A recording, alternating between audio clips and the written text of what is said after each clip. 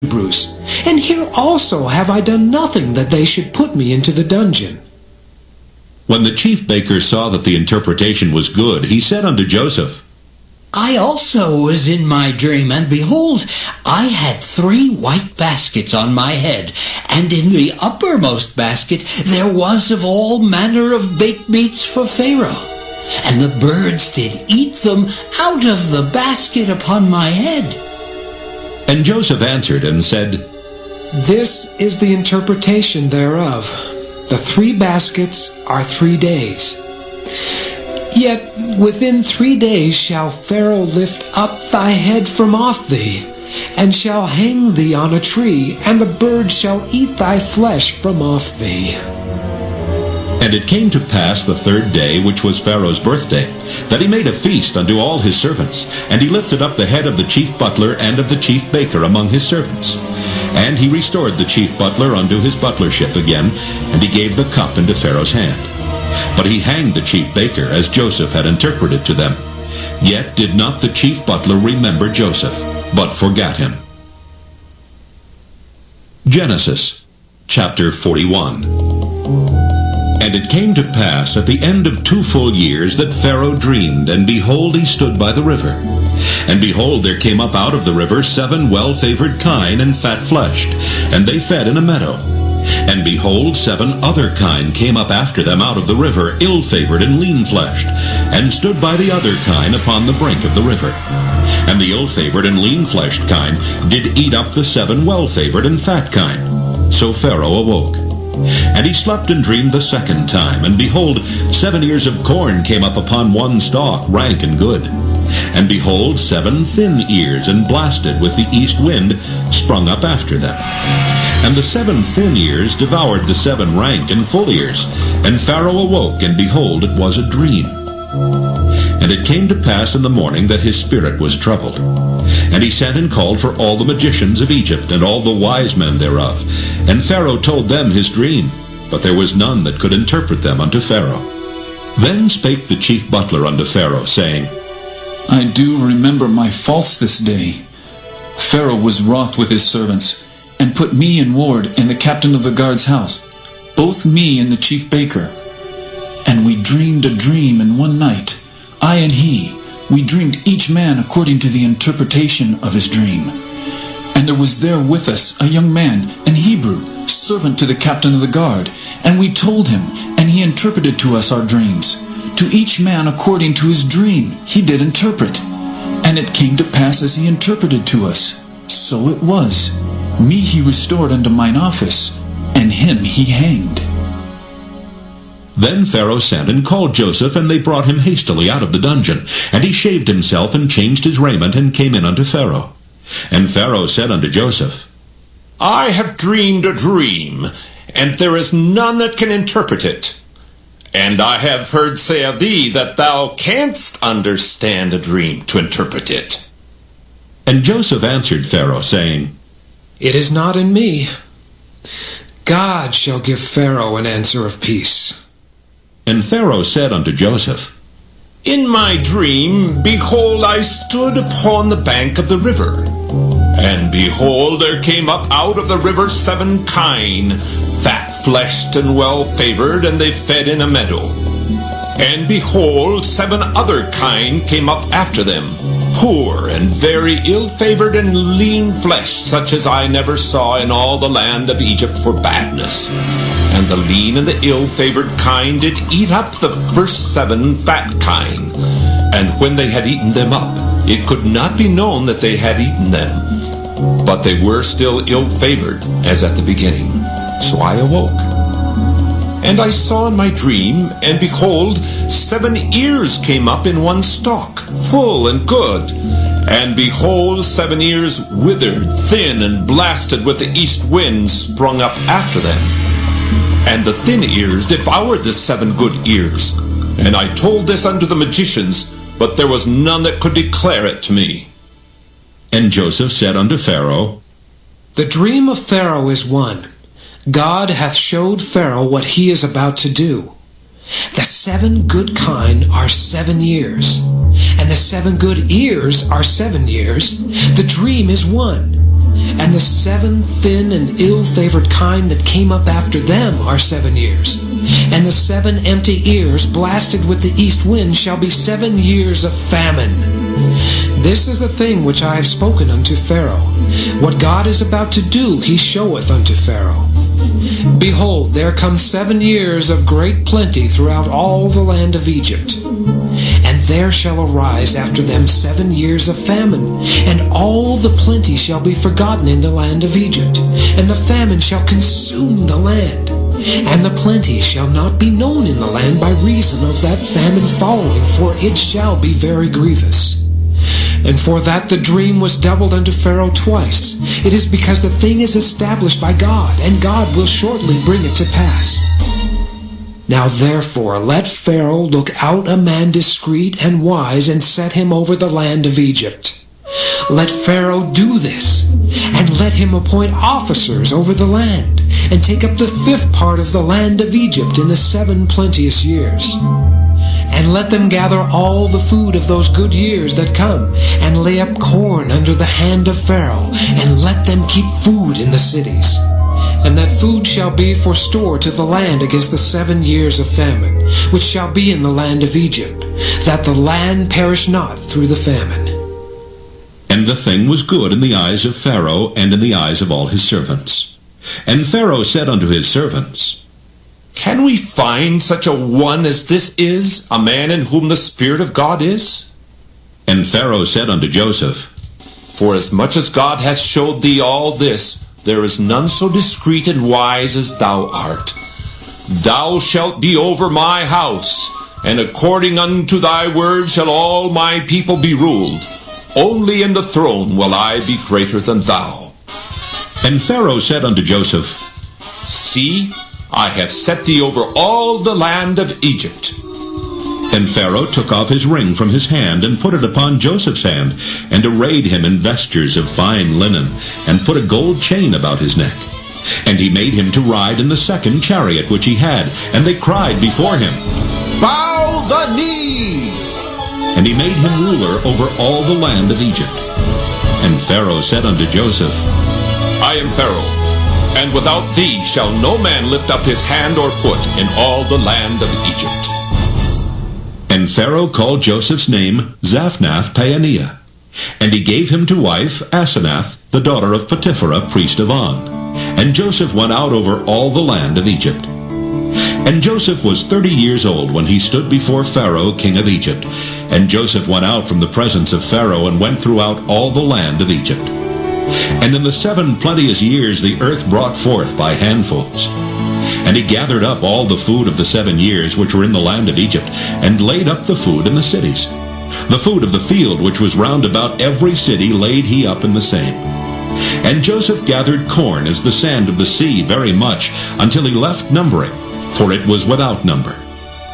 And unto Joseph were born 2 sons before the years of famine came, which Asenath, the daughter of Potipherah, priest of On, bare unto him.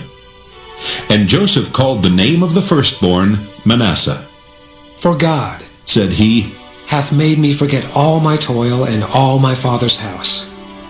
And the name of the second called he Ephraim. For God hath caused me to be fruitful in the land of my affliction. And the 7 years of plenteousness that was in the land of Egypt were ended. And the 7 years of dearth began to come according as Joseph had said. And the dearth was in all lands, but in all the land of Egypt there was bread. And when all the land of Egypt was famished, the people cried to Pharaoh for bread. And Pharaoh said unto all the Egyptians, Go unto Joseph. What he saith to you, do. And the famine was over all the face of the earth. And Joseph opened all the storehouses, and sold unto the Egyptians. And the famine waxed sore in the land of Egypt.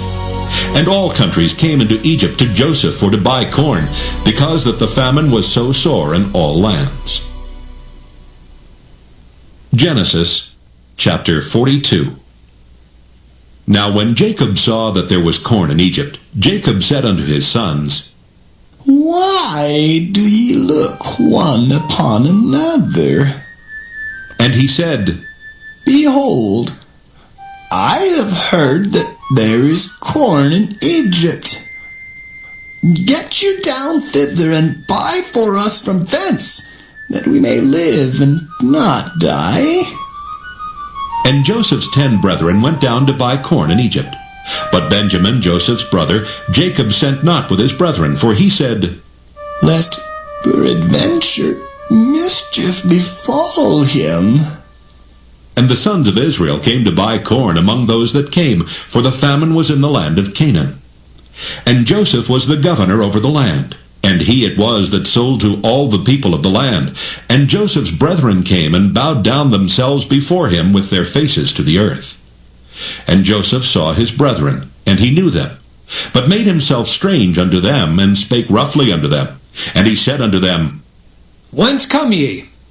And they said, "From the land of Canaan, to buy food."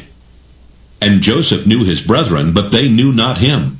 And Joseph remembered the dreams which he dreamed of them, and said unto them, "Ye are spies, to see the nakedness of the land ye are come." And they said unto him, "Nay, my lord, but to buy food are thy servants come. We are all one man's sons. We are true men. Thy servants are no spies." And he said unto them, "Nay, but to see the nakedness of the land ye are come." And they said, "Thy servants are 12 brethren, the sons of one man in the land of Canaan.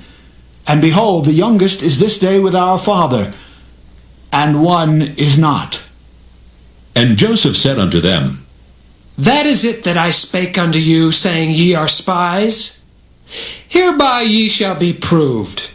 By the life of Pharaoh ye shall not go forth hence, except your youngest brother come hither.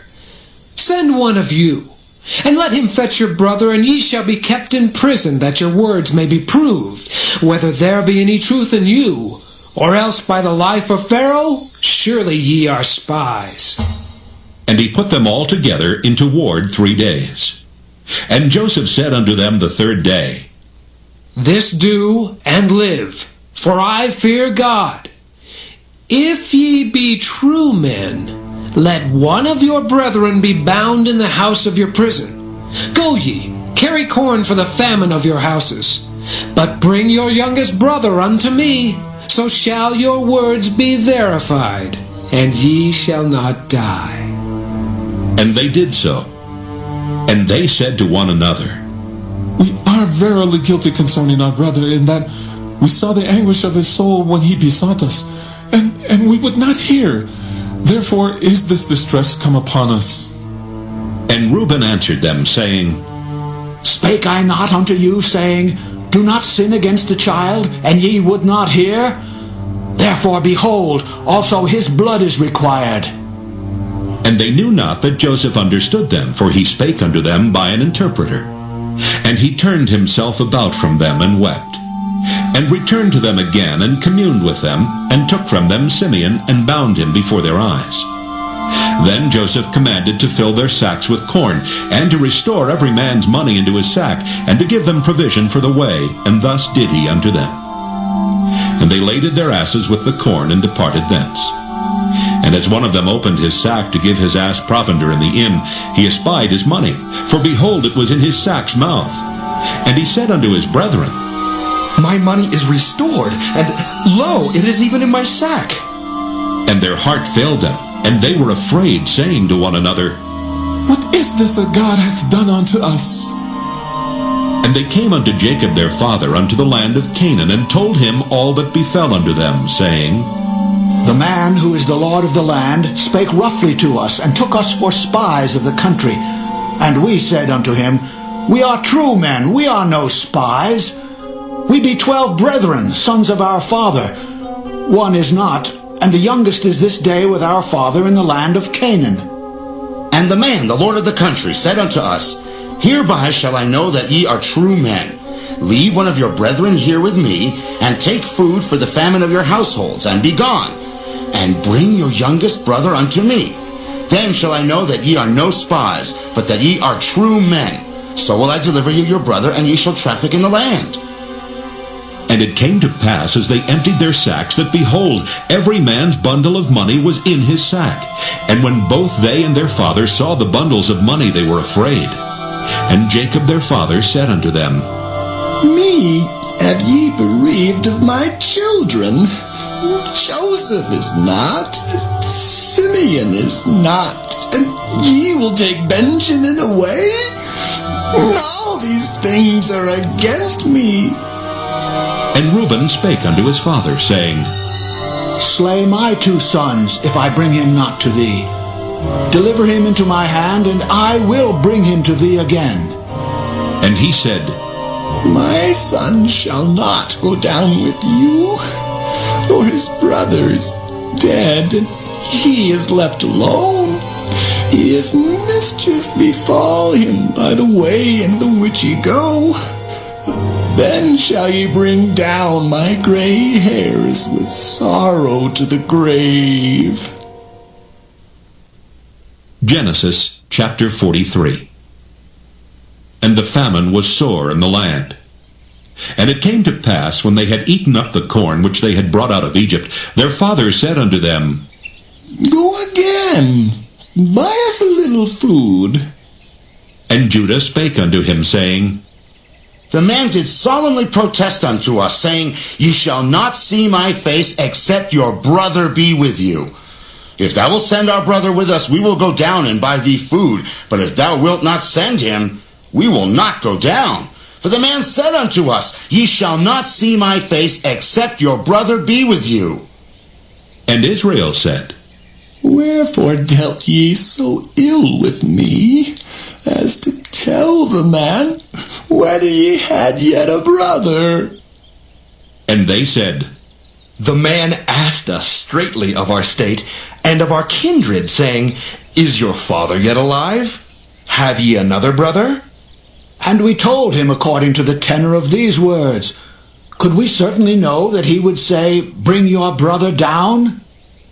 And Judah said unto Israel his father, Send the lad with me, and we will arise and go, that we may live and not die, both we and thou, and also our little ones. I will be surety for him. Of my hand shalt thou require him. If I bring him not unto thee, and set him before thee, then let me bear the blame forever. For except we had lingered, surely now we had returned this second time. And their father Israel said unto them, If it must be so now, do this.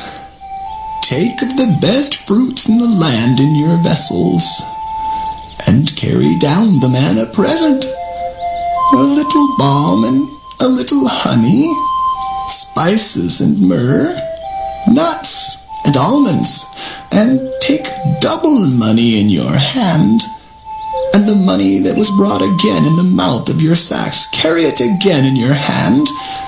Peradventure it was an oversight. Take also your brother, and arise, go again unto the man, and God Almighty give you mercy before the man, that he may send away your other brother and Benjamin. If I be bereaved of my children, I am bereaved. And the men took that present, and they took double money in their hand, and Benjamin, and rose up and went down to Egypt, and stood before Joseph. And when Joseph saw Benjamin with them, he said to the ruler of his house, Bring these men home and slay. Make ready, for these men shall dine with me at noon. And the man did as Joseph bade, and the man brought the men into Joseph's house.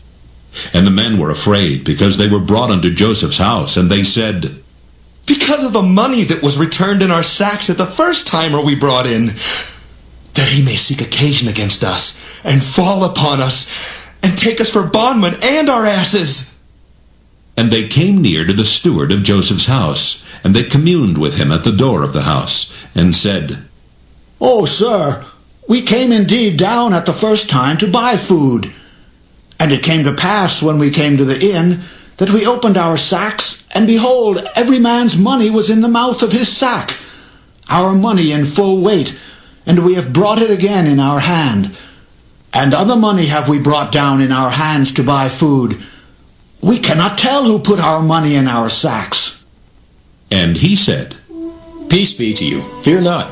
Your God and the God of your father hath given you treasure in your sacks. I had your money. And he brought Simeon out unto them. And the man brought the men into Joseph's house, and gave them water, and they washed their feet, and he gave their asses provender. And they made ready the present against Joseph came at noon, for they heard that they should eat bread there. And when Joseph came home, they brought him the present which was in their hand into the house, and bowed themselves to him to the earth. And he asked them of their welfare, and said, Is your father well, the old man of whom ye spake? Is he yet alive? And they answered, Thy servant our father is in good health. He is yet alive. And they bowed down their heads and made obeisance. And he lifted up his eyes, and saw his brother Benjamin, his mother's son, and said, Is this your younger brother of whom ye spake unto me? And he said, God be gracious unto thee, my son. And Joseph made haste, for his bowels did yearn upon his brother, and he sought where to weep, and he entered into his chamber and wept there. And he washed his face and went out and refrained himself, and said, Set on bread. And they set on for him by himself, and for them by themselves, and for the Egyptians which did eat with him by themselves, because the Egyptians might not eat bread with the Hebrews, for that is an abomination unto the Egyptians. And they sat before him, the firstborn according to his birthright, and the youngest according to his youth. And the men marveled one at another. And he took and sent messes unto them from before him. But Benjamin's mess was 5 times so much as any of theirs. And they drank and were merry with him. Genesis chapter 44. And he commanded the steward of his house, saying, Fill the men's sacks with food, as much as they can carry, and put every man's money in his sack's mouth. And put my cup, the silver cup, in the sack's mouth of the youngest, and his corn money. And he did according to the word that Joseph had spoken. As soon as the morning was light, the men were sent away, they and their asses. And when they were gone out of the city, and not yet far off, Joseph said unto his steward, Up, follow after the men, and when thou dost overtake them, say unto them, Wherefore have ye rewarded evil for good? Is not this it, in which my Lord drinketh, and whereby indeed he defineth? Ye have done evil in so doing. And he overtook them, and he spake unto them these same words. And they said unto him, Wherefore saith my Lord these words? God forbid that thy servant should do according to this thing. Behold, the money which we found in our sacks' mouths we brought again unto thee out of the land of Canaan. How then should we steal out of thy Lord's house silver or gold? With whomsoever of thy servants it be found, both let him die, and we also will be my Lord's bondmen. And he said, Now also let it be according unto your words. He with whom it is found shall be my servant, and ye shall be blameless. Then they speedily took down every man his sack to the ground, and opened every man his sack. And he searched, and began at the eldest, and left at the youngest. And the cup was found in Benjamin's sack. Then they rent their clothes, and laded every man his ass, and returned to the city. And Judah and his brethren came to Joseph's house, for he was yet there, and they fell before him on the ground. And Joseph said unto them, What deed is this that ye have done? Wot ye not that such a man as I can certainly divine? And Judah said, What shall we say unto my Lord? What shall we speak, or how shall we clear ourselves? God hath found out the iniquity of thy servants. Behold, we are my Lord's servants, both we and he also with whom the cup is found. And he said, God forbid that I should do so. But the man in whose hand the cup is found, he shall be my servant. And as for you, get you up in peace unto your father. Then Judah came near unto him, and said, O my Lord, let thy servant, I pray thee, speak a word in my Lord's ears. And let not thine anger burn against thy servant, for thou art even as Pharaoh. My Lord asked his servant, saying, Have ye a father or a brother? And we said unto my Lord, We have a father, an old man, and a child of his old age, a little one. And his brother is dead, and he alone is left of his mother, and his father loveth him. And thou saidst unto thy servants, Bring him down unto me, that I may set mine eyes upon him. And we said unto my lord, The lad cannot leave his father, for if he should leave his father would die. And thou saidst unto thy servants, Except your youngest brother come down with you, ye shall see my face no more. And it came to pass, when we came up unto thy servant my father, we told him the words of my lord. And our father said, Go again and buy us a little food. And we said, We cannot go down. If our youngest brother be with us, then will we go down, for we may not see the man's face, except our youngest brother be with us. And thy servant, my father, said unto us, Ye know that my wife bare me 2 sons, and the one went out from me. And I said, Surely he is torn in pieces, and I saw him not since. And if ye take this also from me, and mischief befall him, he shall bring down my gray hairs with sorrow to the grave.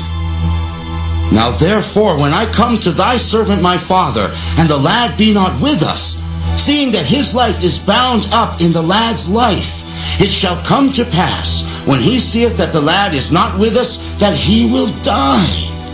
And thy servant shall bring down the gray hairs of thy servant our father with sorrow to the grave. For thy servant became surety for the lad unto my father, saying, If I bring him not unto thee, then I shall bear the blame to my father forever. Now therefore I pray thee, let thy servant abide instead of the lad, a bondman to my lord, and let the lad go up with his brethren.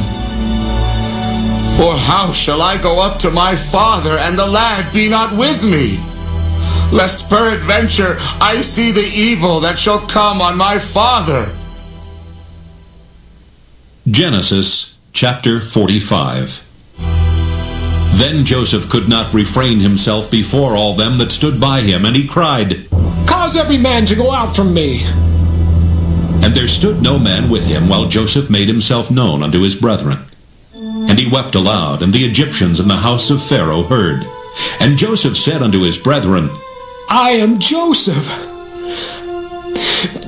Doth my father yet live? And his brethren could not answer him, for they were troubled at his presence. And Joseph said unto his brethren, Come near to me, I pray you. And they came near, and he said, I am Joseph, your brother, whom ye sold into Egypt. Now therefore be not grieved nor angry with yourselves that ye sold me hither.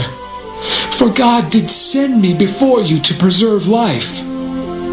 For these 2 years hath the famine been in the land, and yet there are 5 years, in the which there shall neither be earing nor harvest. And God sent me before you to preserve you, a posterity in the earth, and to save your lives by a great deliverance. So now it was not you that sent me hither, but God. And he hath made me a father to Pharaoh, and lord of all his house, and a ruler throughout all the land of Egypt. Haste ye, and go up to my father, and say unto him, Thus saith thy son Joseph, God hath made me lord of all Egypt. Come down unto me, tarry not. And thou shalt dwell in the land of Goshen, and thou shalt be near unto me, thou and thy children, and thy children's children, and thy flocks, and thy herds, and all that thou hast.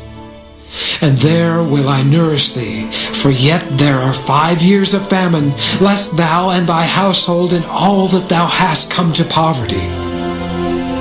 And behold, your eyes see, and the eyes of my brother Benjamin, that it is my mouth that speaketh unto you. And ye shall tell my father of all my glory in Egypt, and of all that ye have seen, and ye shall haste and bring down my father hither. And he fell upon his brother Benjamin's neck and wept, and Benjamin wept upon his neck. Moreover, he kissed all his brethren and wept upon them, and after that his brethren talked with him. And the fame thereof was heard in Pharaoh's house, saying, Joseph's brethren are come. And it pleased Pharaoh well and his servants. And Pharaoh said unto Joseph, Say unto thy brethren, This do ye, Lade your beasts and go, get you unto the land of Canaan, and take your father and your households, and come unto me, and I will give you the good of the land of Egypt, and ye shall eat the fat of the land. Now thou art commanded, this do ye, take you wagons out of the land of Egypt for your little ones, and for your wives, and bring your father, and come. Also regard not your stuff, for the good of all the land of Egypt is yours. And the children of Israel did so. And Joseph gave them wagons according to the commandment of Pharaoh, and gave them provision for the way. To all of them he gave each man changes of raiment. But to Benjamin he gave 300 pieces of silver, and 5 changes of raiment. And to his father he sent after this manner: 10 asses laden with the good things of Egypt, and 10 she-asses laden with corn and bread and meat for his father by the way. So he sent his brethren away, and they departed. And he said unto them, See that ye fall not out by the way.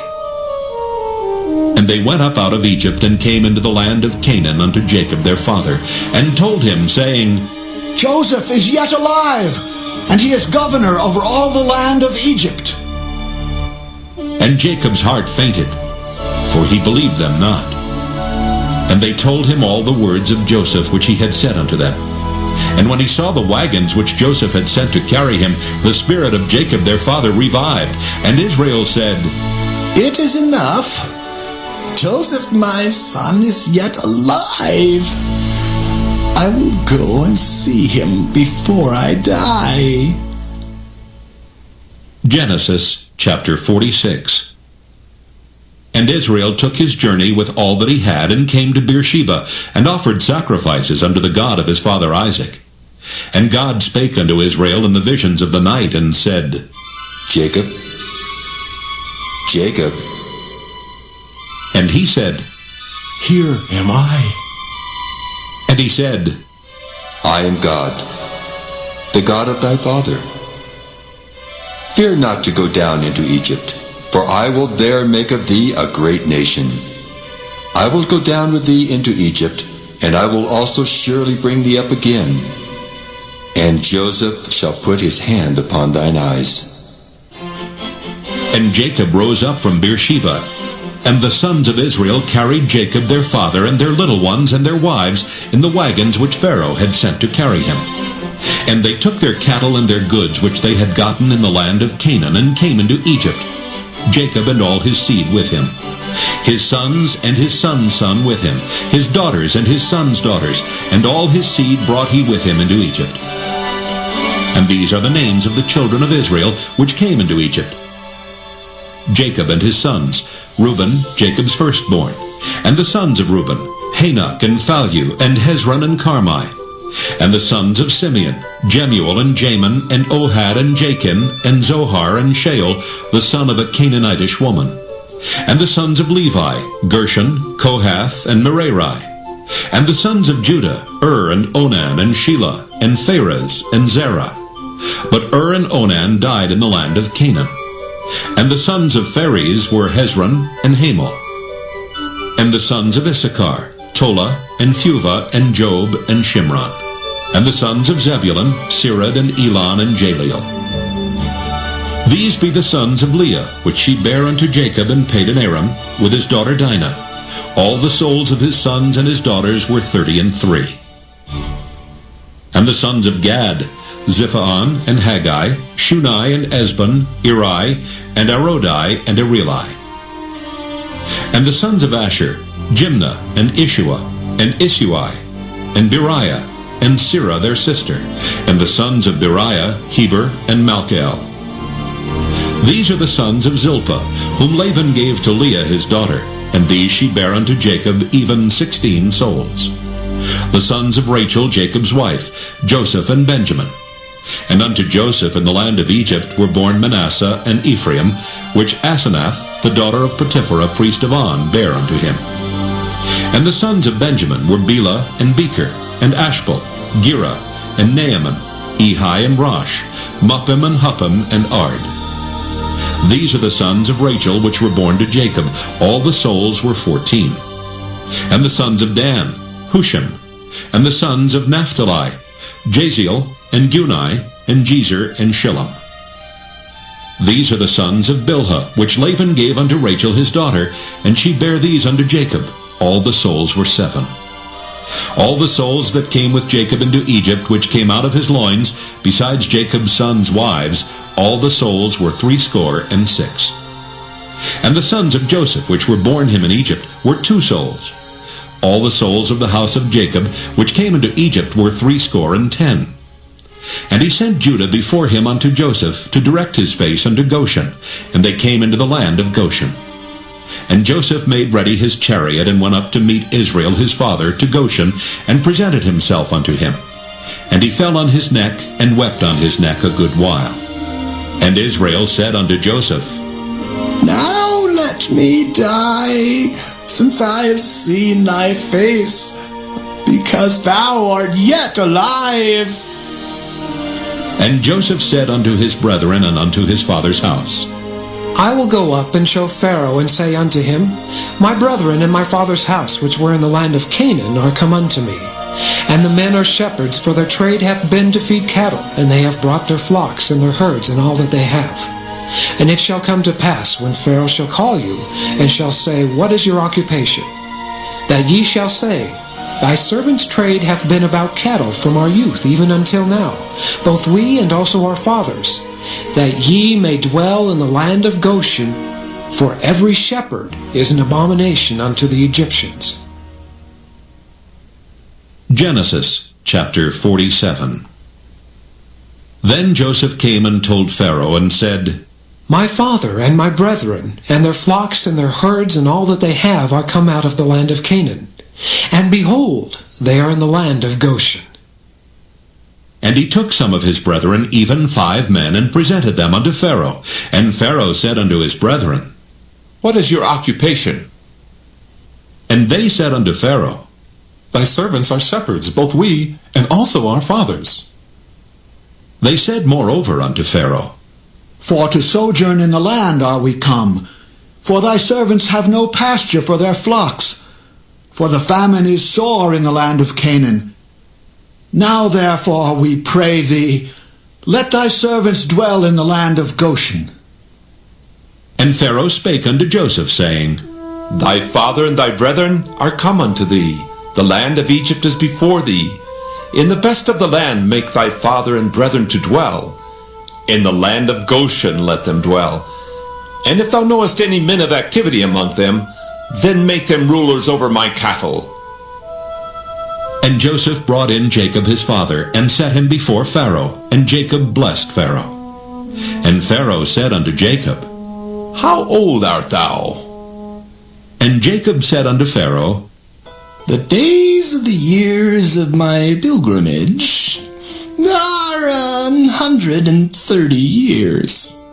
Few and evil have the days of the years of my life been, and have not attained unto the days of the years of the life of my fathers in the days of their pilgrimage. And Jacob blessed Pharaoh, and went out from before Pharaoh. And Joseph placed his father and his brethren, and gave them a possession in the land of Egypt, in the best of the land, in the land of Ramesses, as Pharaoh had commanded. And Joseph nourished his father and his brethren, and all his father's household, with bread, according to their families. And there was no bread in all the land, for the famine was very sore, so that the land of Egypt and all the land of Canaan fainted by reason of the famine. And Joseph gathered up all the money that was found in the land of Egypt and in the land of Canaan for the corn which they bought. And Joseph brought the money into Pharaoh's house. And when money failed in the land of Egypt and in the land of Canaan, all the Egyptians came unto Joseph and said, Give us bread, for why should we die in thy presence? For the money faileth. And Joseph said, Give your cattle, and I will give you for your cattle if money fail. And they brought their cattle unto Joseph, and Joseph gave them bread in exchange for horses, and for the flocks, and for the cattle of the herds, and for the asses. And he fed them with bread for all their cattle for that year. When that year was ended, they came unto him the second year, and said unto him, We will not hide it from my lord, how that our money is spent. My lord also hath our herds of cattle. There is not aught left in the sight of my lord, but our bodies and our lands. Wherefore shall we die before thine eyes, both we and our land? Buy us and our land for bread, and we and our land will be servants unto Pharaoh, and give us seed that we may live and not die, that the land be not desolate. And Joseph bought all the land of Egypt for Pharaoh. For the Egyptians sold every man his field, because the famine prevailed over them. So the land became Pharaoh's. And as for the people, he removed them to cities from one end of the borders of Egypt even to the other end thereof. Only the land of the priests bought he not. For the priests had a portion assigned them of Pharaoh, and did eat their portion which Pharaoh gave them. Wherefore they sold not their lands. Then Joseph said unto the people, Behold, I have bought you this day and your land for Pharaoh. Lo, here is seed for you, and ye shall sow the land. And it shall come to pass in the increase that ye shall give the 5th part unto Pharaoh, and 4 parts shall be your own, for seed of the field, and for your food, and for them of your households, and for food for your little ones. And they said, Thou hast saved our lives. Let us find grace in the sight of my Lord, and we will be Pharaoh's servants. And Joseph made it a law over the land of Egypt unto this day, that Pharaoh should have the 5th part, except the land of the priests only, which became not Pharaoh's. And Israel dwelt in the land of Egypt, in the country of Goshen. And they had possessions therein, and grew and multiplied exceedingly. And Jacob lived in the land of Egypt 17 years. So the whole age of Jacob was 147 years. And the time drew nigh that Israel must die. And he called his son Joseph, and said unto him, If now I have found grace in thy sight, put, I pray thee, thy hand under my thigh, and deal kindly, truly with me. Bury me not, I pray thee, in Egypt, but I will lie with my fathers, and thou shalt carry me out of Egypt, and bury me in their burying place. And he said, I will do as thou hast said. And he said, Swear unto me. And he sware unto him. And Israel bowed himself upon the bed's head. Genesis chapter 48. And it came to pass after these things that one told Joseph, Behold, thy father is sick. And he took with him his 2 sons, Manasseh and Ephraim. And one told Jacob and said, Behold, thy son Joseph cometh unto thee. And Israel strengthened himself, and sat upon the bed. And Jacob said unto Joseph, God Almighty appeared unto me at Luz in the land of Canaan, and blessed me.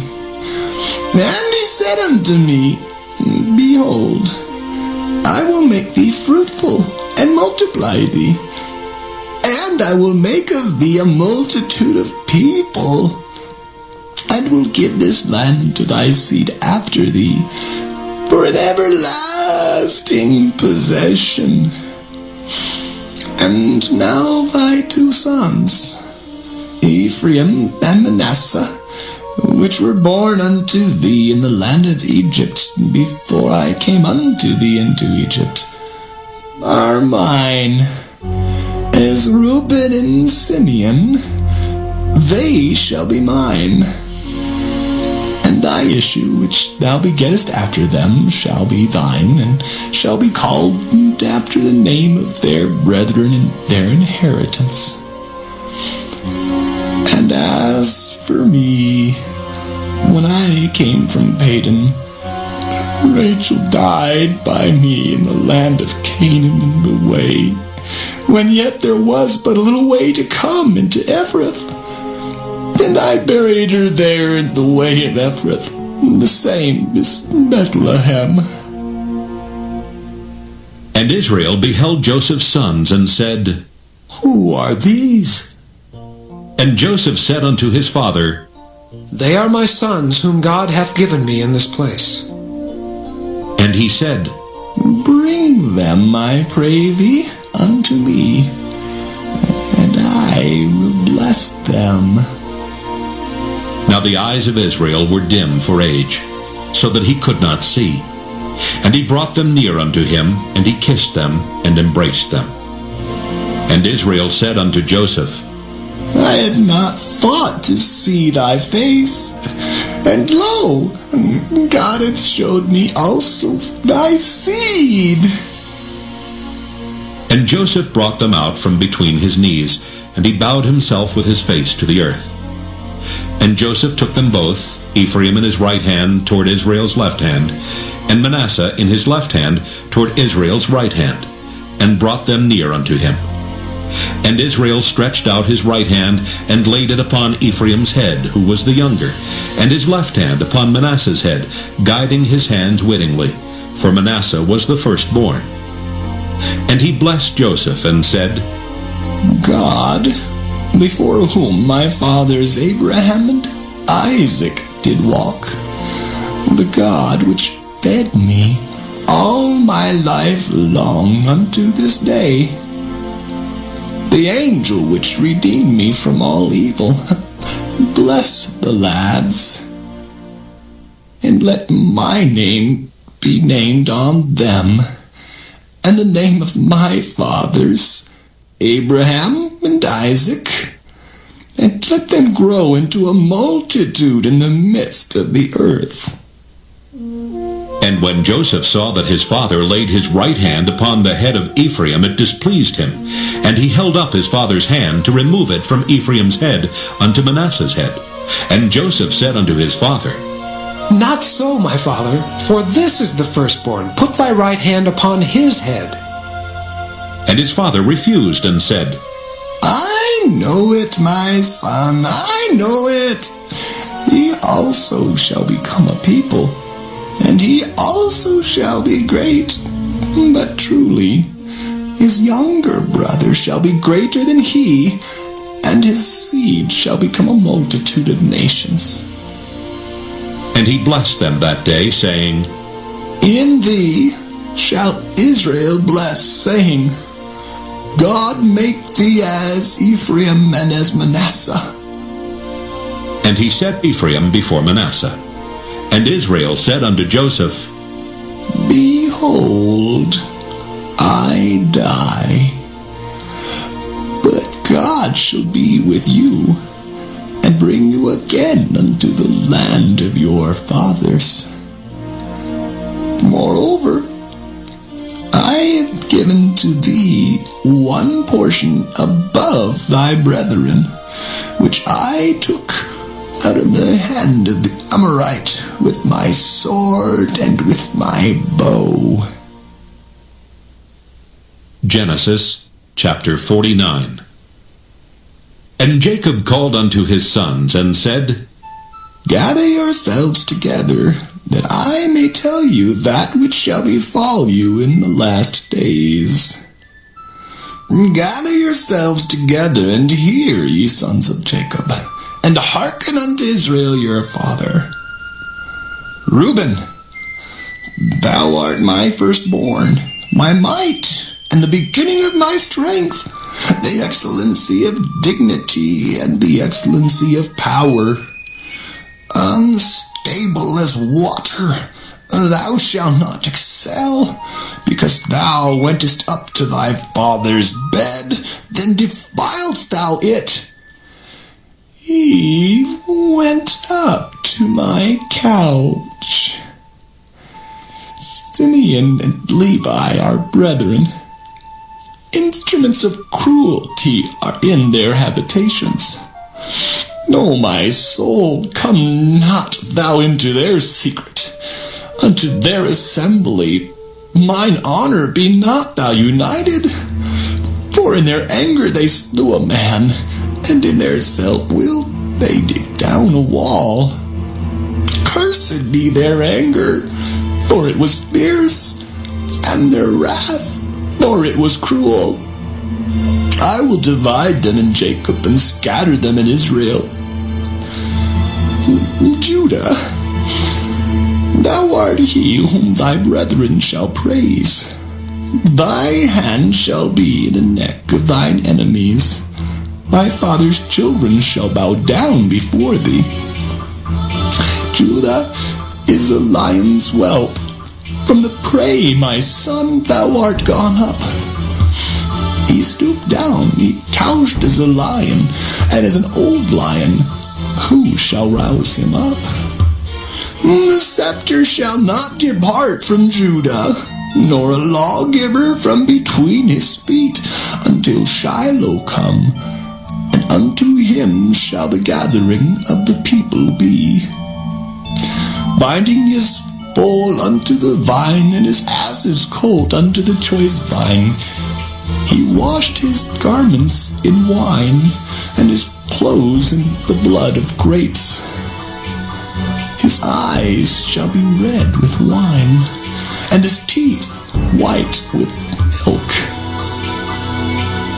Zebulun shall dwell at the haven of the sea, and he shall be for an haven of ships, and his border shall be unto Zidon. Issachar is a strong ass, couching down between two burdens. And he saw that rest was good, and the land that it was pleasant, and bowed his shoulder to bear, and became a servant unto tribute. Dan shall judge his people as one of the tribes of Israel. Dan shall be a serpent by the way, an adder in the path, that biteth the horse's heels, so that his rider shall fall backward. I have waited for thy salvation, O Lord. Gad, a troop shall overcome him, but he shall overcome at the last. Out of Asher his bread shall be fat, and he shall yield royal dainties. Naphtali is a hind let loose, he giveth goodly words. Joseph is a fruitful bough, even a fruitful bough by a well, whose branches run over the wall. The archers have sorely grieved him, and shot at him, and hated him. But his bow abode in strength, and the arms of his hands were made strong by the hands of the mighty God of Jacob. From thence is the shepherd, the stone of Israel. Even by the God of thy father, who shall help thee, and by the Almighty, who shall bless thee with blessings of heaven above, blessings of the deep that lieth under, blessings of the breasts and of the womb. The blessings of thy father have prevailed above the blessings of my progenitors unto the utmost bound of the everlasting hills. They shall be on the head of Joseph, and on the crown of the head of him that was separate from his brethren. Benjamin shall raven as a wolf. In the morning he shall devour the prey, and at night he shall divide the spoil. All these are the 12 tribes of Israel. And this is it that their father spake unto them, and blessed them. Every one according to his blessing he blessed them. And he charged them, and said unto them, I am to be gathered unto my people. Bury me with my fathers in the cave that is in the field of Ephron the Hittite, in the cave that is in the field of Machpelah, which is before Mamre, in the land of Canaan, which Abraham bought with the field of Ephron the Hittite for a possession of a burying place. There they buried Abraham and Sarah his wife. There they buried Isaac and Rebekah his wife, And there I buried Leah. The purchase of the field and of the cave that is therein was from the children of Heth. And when Jacob had made an end of commanding his sons, he gathered up his feet into the bed, and yielded up the ghost, and was gathered unto his people. Genesis chapter 50. And Joseph fell upon his father's face, and wept upon him, and kissed him.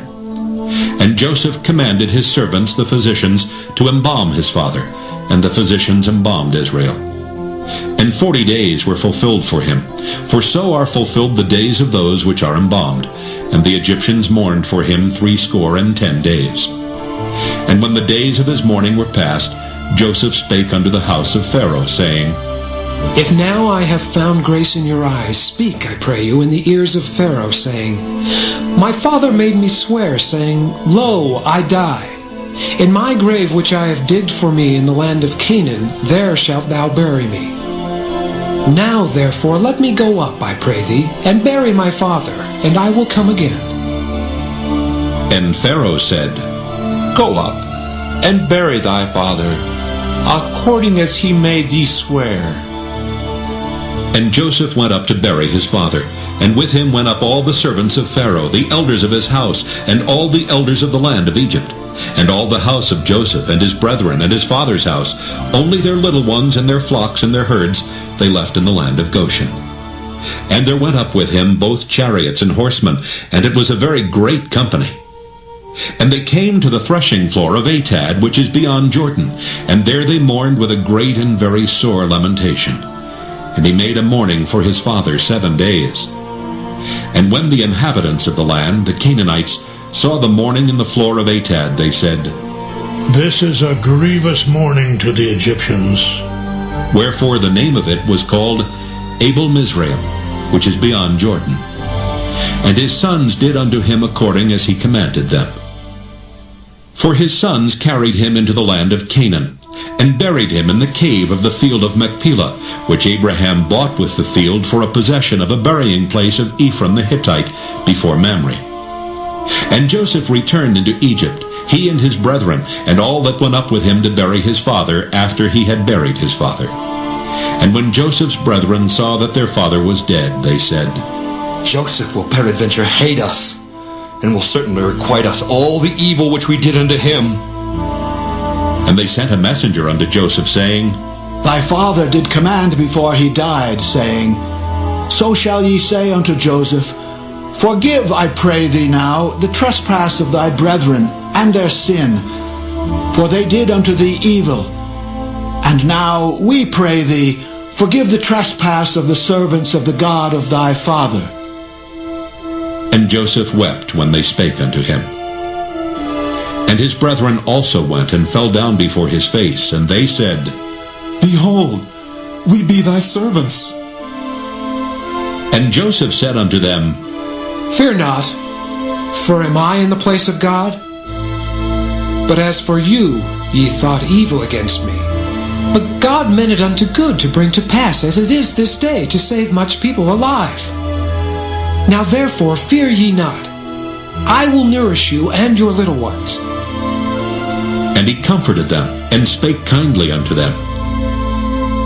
And Joseph dwelt in Egypt, he and his father's house. And Joseph lived 110 years. And Joseph saw Ephraim's children of the 3rd generation. The children also of Machir, the son of Manasseh, were brought up upon Joseph's knees.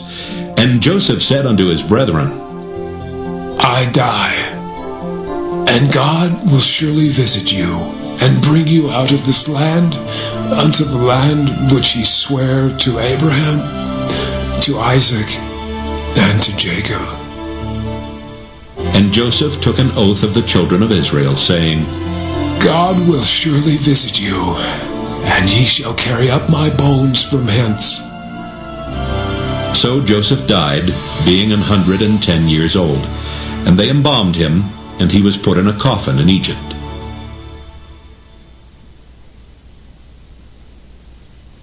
Exodus chapter 1.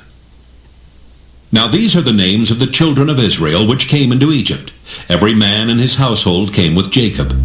Reuben, Simeon, Levi, and Judah. Issachar, Zebulun, and Benjamin. Dan and Naphtali, Gad and Asher. And all the souls that came out of the loins of Jacob were 70 souls, for Joseph was in Egypt already. And Joseph died, and all his brethren, and all that generation. And the children of Israel were fruitful, and increased abundantly, and multiplied, and waxed exceedingly mighty, and the land was filled with them. Now there arose up a new king over Egypt, which knew not Joseph. And he said unto his people, Behold, the people of the children of Israel are more and mightier than we. Come on, let us deal wisely with them, lest they multiply, and it come to pass that when there falleth out any war, they join also unto our enemies, and fight against us, and so get them up out of the land. Therefore they did set over them taskmasters to afflict them with their burdens, and they built for Pharaoh treasure cities, Pithom and Raamses. But the more they afflicted them, the more they multiplied and grew, and they were grieved because of the children of Israel. And the Egyptians made the children of Israel to serve with rigor. And they made their lives bitter with hard bondage, in mortar and in brick, and in all manner of service in the field. All their service wherein they made them serve was with rigor. And the king of Egypt spake to the Hebrew midwives, of which the name of the one was Shiphrah, and the name of the other Puah. And he said, When ye do the office of a midwife to the Hebrew women, and see them upon the stools, if it be a son, then ye shall kill him. But if it be a daughter, then she shall live. But the midwives feared God, and did not as the king of Egypt commanded them, but saved the men children alive. And the king of Egypt called for the midwives, and said unto them, Why have ye done this thing, and have saved the men children alive? And the midwives said unto Pharaoh, Because the Hebrew women are not as the Egyptian women, for they are lively, and are delivered ere the midwives come in unto them. Therefore God dealt well with the midwives, and the people multiplied and waxed very mighty. And it came to pass, because the midwives feared God, that he made them houses. And Pharaoh charged all his people, saying, Every son that is born ye shall cast into the river, and every daughter ye shall save alive. Exodus chapter 2. And there went a man of the house of Levi, and took to wife a daughter of Levi. And the woman conceived and bare a son. And when she saw him that he was a goodly child, she hid him 3 months. And when she could not longer hide him, she took for him an ark of bulrushes, and daubed it with slime and with pitch, and put the child therein. And she laid it in the flags by the river's brink.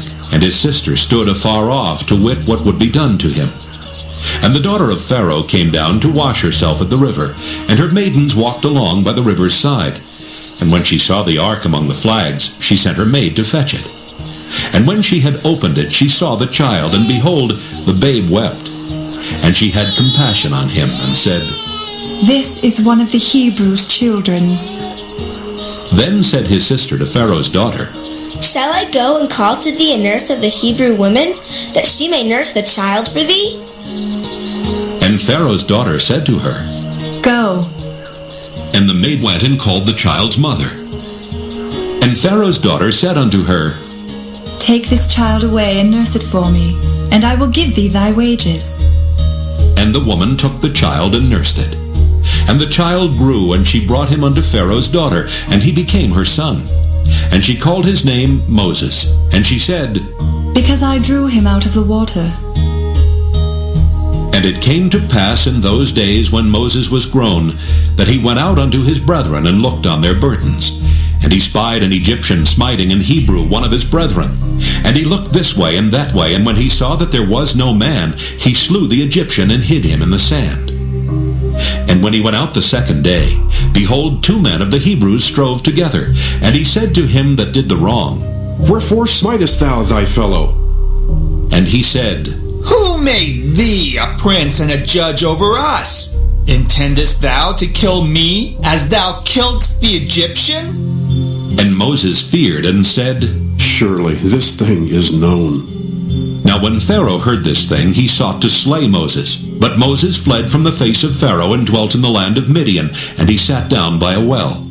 Now the priest of Midian had 7 daughters, and they came and drew water and filled the troughs to water their father's flock. And the shepherds came and drove them away, but Moses stood up and helped them and watered their flock. And when they came to Reuel their father, he said, How is it that ye are come so soon today? And they said, An Egyptian delivered us out of the hand of the shepherds, and also drew water enough for us and watered the flock. And he said unto his daughters, And where is he? Why is it that ye have left the man? Call him, that he may eat bread. And Moses was content to dwell with the man, and he gave Moses Zipporah his daughter. And she bare him a son, and he called his name Gershom. For he said, I have been a stranger in a strange land. And it came to pass in process of time that the king of Egypt died. And the children of Israel sighed by reason of the bondage, and they cried, and their cry came up unto God by reason of the bondage. And God heard their groaning, and God remembered his covenant with Abraham, with Isaac, and with Jacob. And God looked upon the children of Israel, and God had respect unto them. Exodus chapter 3. Now Moses kept the flock of Jethro, his father-in-law, the priest of Midian, and he led the flock to the backside of the desert, and came to the mountain of God, even to Horeb. And the angel of the Lord appeared unto him in a flame of fire out of the midst of a bush. And he looked, and behold, the bush burned with fire, and the bush was not consumed. And Moses said, I will now turn aside and see this great sight, why the bush is not burnt. And when the Lord saw that he turned aside to see, God called unto him out of the midst of the bush, and said, Moses, Moses. And he said, Here am I. And he said, Draw not nigh hither. Put off thy shoes from off thy feet, for the place whereon thou standest is holy ground. Moreover he said, I am the God of thy father, the God of Abraham, the God of Isaac, and the God of Jacob. And Moses hid his face, for he was afraid to look upon God. And the Lord said, I have surely seen the affliction of my people which are in Egypt, and have heard their cry by reason of their taskmasters, for I know their sorrows. And I am come down to deliver them out of the hand of the Egyptians, and to bring them up out of that land unto a good land and a large, unto a land flowing with milk and honey, unto the place of the Canaanites, and the Hittites, and the Amorites, and the Perizzites, and the Hivites, and the Jebusites. Now therefore, behold, the cry of the children of Israel is come unto me, and I have also seen the oppression wherewith the Egyptians oppress them. Come now therefore, and I will send thee unto Pharaoh, that thou mayest bring forth my people, the children of Israel, out of Egypt. And Moses said unto God, Who am I, that I should go unto Pharaoh, and that I should bring forth the children of Israel out of Egypt? And he said, Certainly I will be with thee, and this shall be a token unto thee that I have sent thee. When thou hast brought forth the people out of Egypt, ye shall serve God upon this mountain. And Moses said unto God, Behold, when I come unto the children of Israel, and shall say unto them, The God of your fathers hath sent me unto you, and they shall say to me, What is his name? What shall I say unto them? And God said unto Moses, I am that I am. And he said, Thus shalt thou say unto the children of Israel, I am hath sent me unto you. And God said moreover unto Moses, Thus shalt thou say unto the children of Israel, The Lord God of your fathers, the God of Abraham, the God of Isaac, and the God of Jacob hath sent me unto you. This is my name forever, and this is my memorial unto all generations. Go and gather the elders of Israel together, and say unto them, The Lord God of your fathers, the God of Abraham, of Isaac, and of Jacob, appeared unto me, saying, I have surely visited you, and seen that which is done to you in Egypt, And I have said, I will bring you up out of the affliction of Egypt unto the land of the Canaanites, and the Hittites, and the Amorites, and the Perizzites, and the Hivites, and the Jebusites, unto a land flowing with milk and honey. And they shall hearken to thy voice, and thou shalt come, thou and the elders of Israel, unto the king of Egypt. And ye shall say unto him, The Lord God of the Hebrews hath met with us. And now let us go, we beseech thee, 3 days' journey into the wilderness, that we may sacrifice to the Lord our God. And I am sure that the king of Egypt will not let you go, no, not by a mighty hand. And I will stretch out my hand and smite Egypt with all my wonders, which I will do in the midst thereof, and after that he will let you go. And I will give this people favor in the sight of the Egyptians. And it shall come to pass that when ye go, ye shall not go empty. But every woman shall borrow of her neighbor, and of her that sojourneth in her house, jewels of silver, and jewels of gold, and raiment. And ye shall put them upon your sons and upon your daughters, and ye shall spoil the Egyptians. Exodus chapter 4.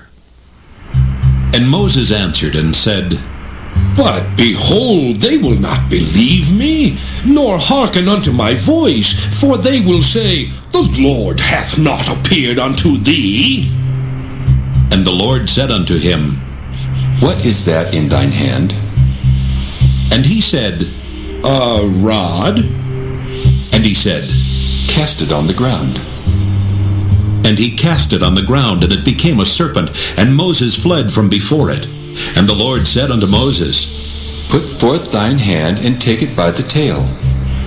And he put forth his hand, and caught it, and it became a rod in his hand, that they may believe that the Lord God of their fathers, the God of Abraham, the God of Isaac, and the God of Jacob hath appeared unto thee. And the Lord said furthermore unto him, Put now thine hand into thy bosom. And he put his hand into his bosom, and when he took it out, behold, his hand was leprous as snow. And he said, Put thine hand into thy bosom again. And he put his hand into his bosom again, and plucked it out of his bosom, and behold, it was turned again as his other flesh. And it shall come to pass, if they will not believe thee, neither hearken to the voice of the first sign, that they will believe the voice of the latter sign. And it shall come to pass, if they will not believe also these 2 signs, neither hearken unto thy voice, that thou shalt take of the water of the river, and pour it upon the dry land. And the water which thou takest out of the river shall become blood upon the dry land.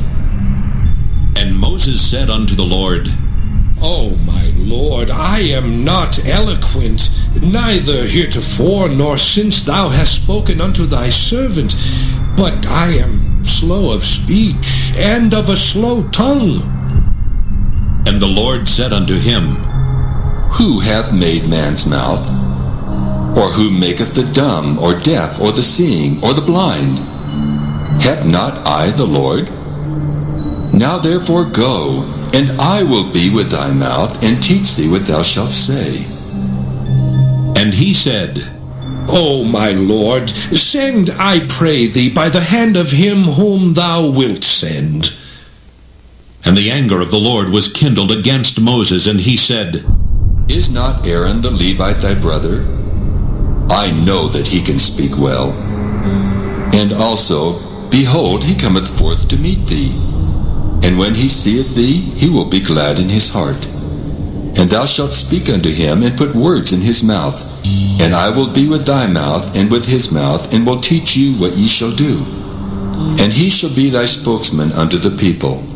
And he shall be, even he shall be to thee instead of a mouth, and thou shalt be to him instead of God. And thou shalt take this rod in thine hand, wherewith thou shalt do signs. And Moses went and returned to Jethro his father-in-law, and said unto him, Let me go, I pray thee, and return unto my brethren which are in Egypt, and see whether they be yet alive. And Jethro said to Moses, Go in peace. And the Lord said unto Moses in Midian, Go, return into Egypt. for all the men are dead which sought thy life. And Moses took his wife and his sons, and set them upon an ass, and he returned to the land of Egypt. And Moses took the rod of God in his hand. And the Lord said unto Moses, When thou goest to return into Egypt, see that thou do all those wonders before Pharaoh which I put in thine hand. But I will harden his heart, that he shall not let the people go. And thou shalt say unto Pharaoh, Thus saith the Lord, Israel is my son, even my firstborn. And I say unto thee, Let my son go, that he may serve me. And if thou refuse to let him go, behold, I will slay thy son, even thy firstborn. And it came to pass by the way in the inn that the Lord met him, and sought to kill him. Then Zipporah took a sharp stone, and cut off the foreskin of her son, and cast it at his feet, and said, Surely a bloody husband art thou to me. So he let him go. Then she said, A bloody husband thou art, because of the circumcision. And the Lord said to Aaron, Go into the wilderness to meet Moses. And he went and met him in the mount of God, and kissed him. And Moses told Aaron all the words of the Lord who had sent him, and all the signs which he had commanded him. And Moses and Aaron went and gathered together all the elders of the children of Israel. And Aaron spake all the words which the Lord had spoken unto Moses, and did the signs in the sight of the people. And the people believed. And when they heard that the Lord had visited the children of Israel, and that he had looked upon their affliction, then they bowed their heads and worshipped. Exodus chapter 5. And afterward Moses and Aaron went in and told Pharaoh, Thus saith the Lord God of Israel, Let my people go, that they may hold a feast unto me in the wilderness. And Pharaoh said, Who is the Lord, that I should obey his voice to let Israel go? I know not the Lord, neither will I let Israel go. And they said, The God of the Hebrews hath met with us. Let us go, we pray thee, 3 days' journey into the desert, and sacrifice unto the Lord our God, lest he fall upon us with pestilence or with the sword. And the king of Egypt said unto them, Wherefore do ye, Moses and Aaron, let the people from their works? Get you unto your burdens. And Pharaoh said, Behold, the people of the land now are many, and ye make them rest from their burdens. And Pharaoh commanded the same day the taskmasters of the people and their officers, saying, Ye shall no more give the people straw to make brick, as heretofore. Let them go and gather straw for themselves. And the tale of the bricks which they did make heretofore, ye shall lay upon them. Ye shall not diminish aught thereof. For they be idle. Therefore they cry, saying, Let us go and sacrifice to our God. Let their more work be laid upon the men, that they may labor therein. And let them not regard vain words. And the taskmasters of the people went out, and their officers, and they spake to the people, saying, Thus saith Pharaoh, I will not give you straw. Go ye, get you straw where ye can find it, yet not aught of your work shall be diminished. So the people were scattered abroad throughout all the land of Egypt to gather stubble instead of straw. And the taskmasters hasted them, saying, Fulfill your works, your daily tasks, as when there was straw.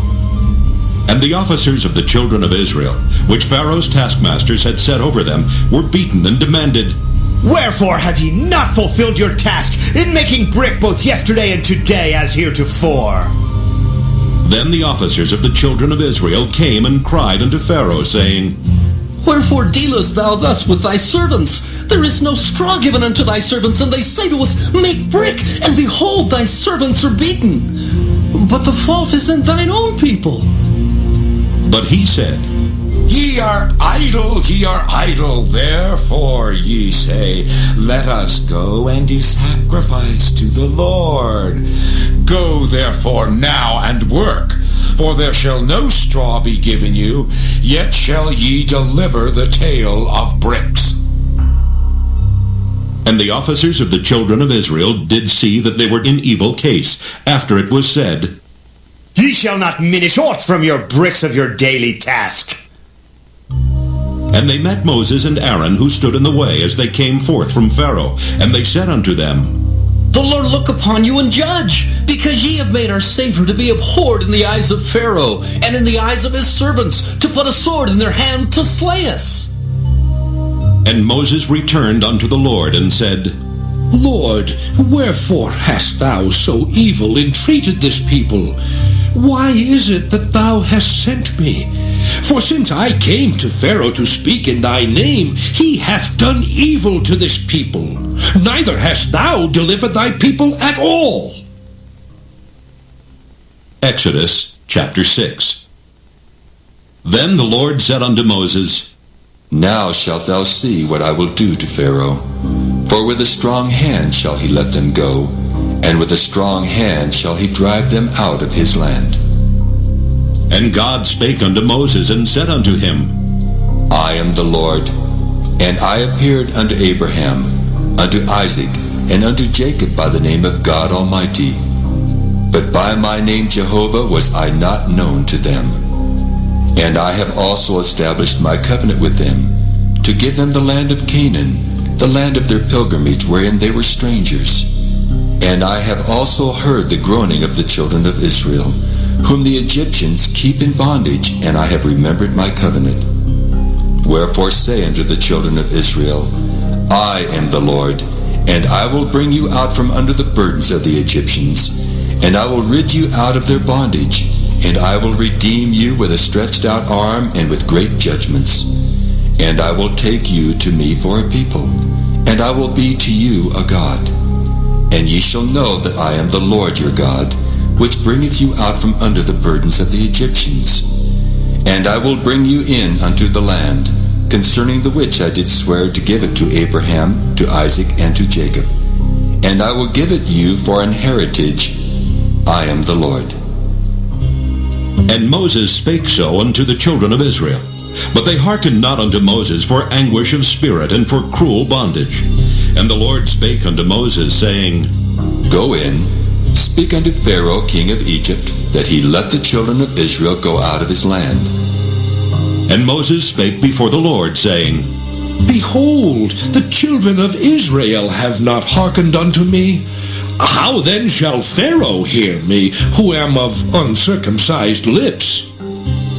And the Lord spake unto Moses and unto Aaron, and gave them a charge unto the children of Israel, and unto Pharaoh king of Egypt, to bring the children of Israel out of the land of Egypt. These be the heads of their fathers' houses.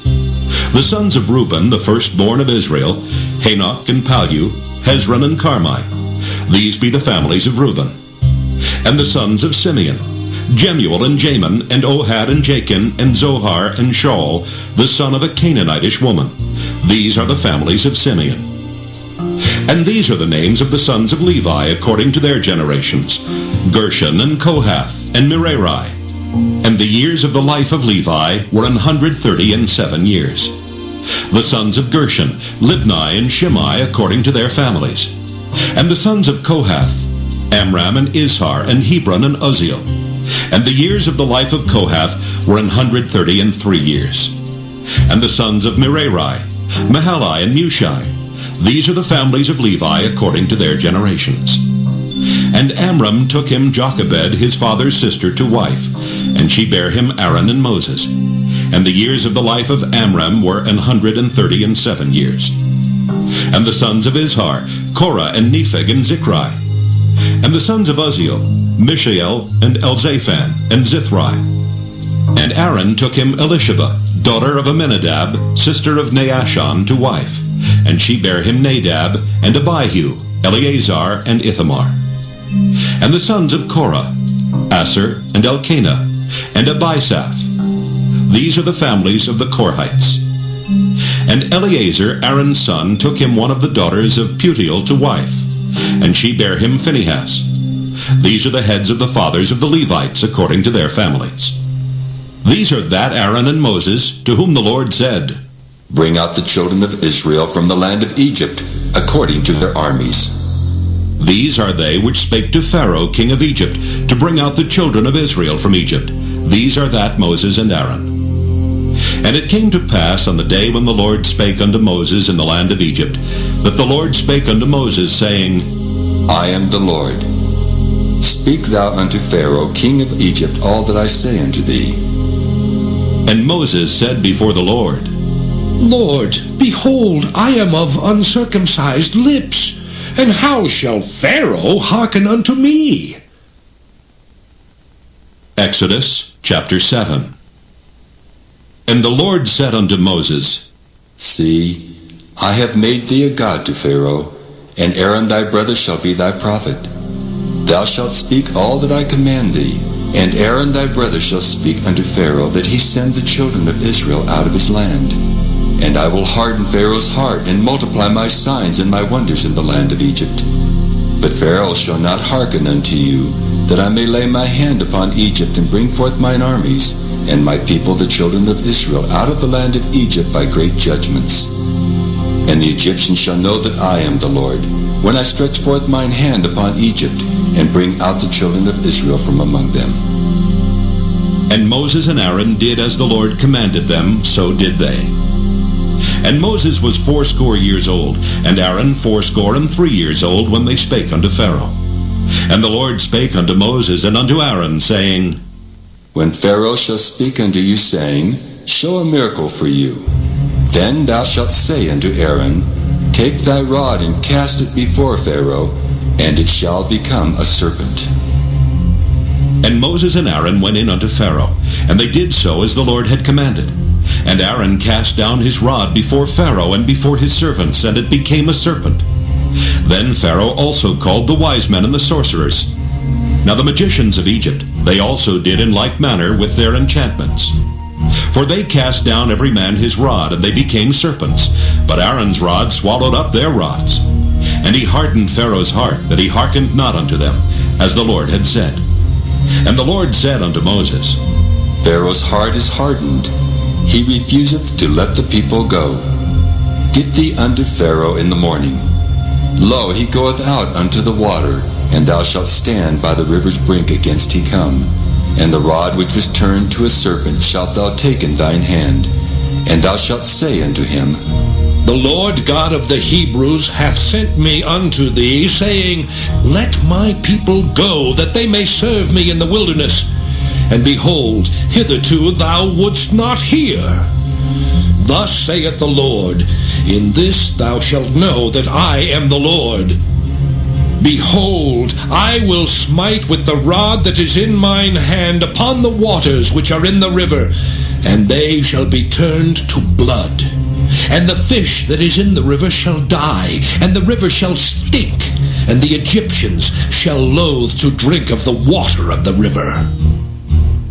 And the Lord spake unto Moses, Say unto Aaron, Take thy rod and stretch out thine hand upon the waters of Egypt, upon their streams, upon their rivers, and upon their ponds, and upon all their pools of water, that they may become blood, and that there may be blood throughout all the land of Egypt, both in vessels of wood and in vessels of stone. And Moses and Aaron did so as the Lord commanded. And he lifted up the rod and smote the waters that were in the river, in the sight of Pharaoh, and in the sight of his servants. And all the waters that were in the river were turned to blood. And the fish that was in the river died, and the river stank, and the Egyptians could not drink of the water of the river. And there was blood throughout all the land of Egypt. And the magicians of Egypt did so with their enchantments, and Pharaoh's heart was hardened, neither did he hearken unto them as the Lord had said. And Pharaoh turned and went into his house, neither did he set his heart to this also. And all the Egyptians digged round about the river for water to drink, for they could not drink of the water of the river. And 7 days were fulfilled after that the Lord had smitten the river. Exodus chapter 8. And the Lord spake unto Moses, Go unto Pharaoh, and say unto him, Thus saith the Lord, Let my people go, that they may serve me.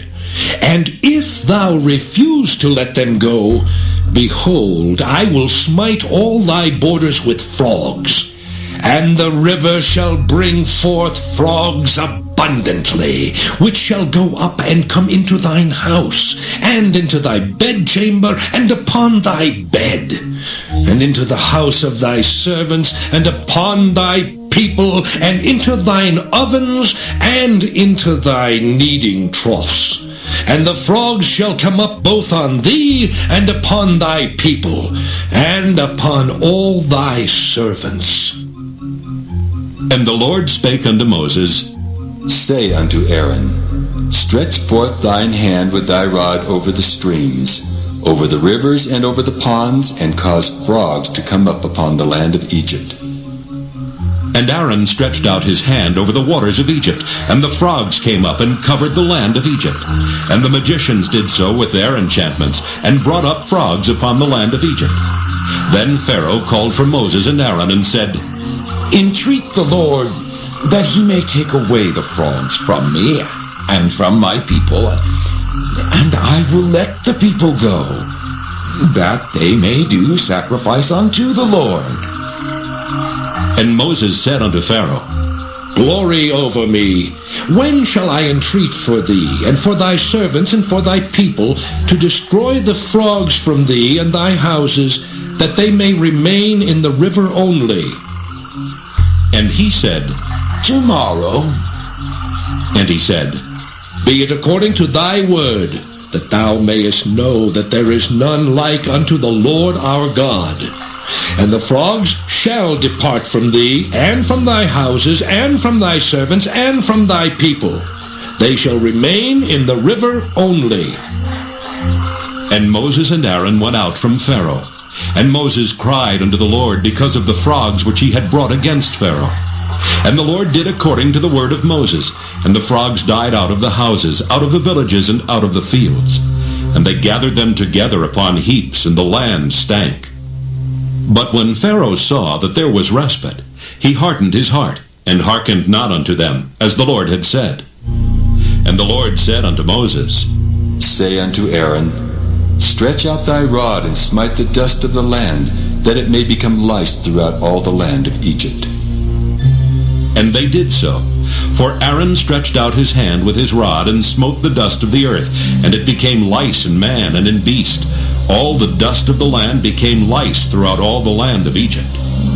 And the magicians did so with their enchantments to bring forth lice, but they could not. So there were lice upon man and upon beast. Then the magician said unto Pharaoh, This is the figure of God. And Pharaoh's heart was hardened, and he hearkened not unto them, as the Lord had said. And the Lord said unto Moses, Rise up early in the morning, and stand before Pharaoh. Lo, he cometh forth to the water, and say unto him, Thus saith the Lord, Let my people go, that they may serve me. Else, if thou wilt not let my people go, behold, I will send swarms of flies upon thee, and upon thy servants, and upon thy people, and into thy houses. And the houses of the Egyptians shall be full of swarms of flies, and also the ground whereon they are. And I will sever in that day the land of Goshen, in which my people dwell, that no swarms of flies shall be there. To the end thou mayest know that I am the Lord in the midst of the earth. And I will put a division between my people and thy people.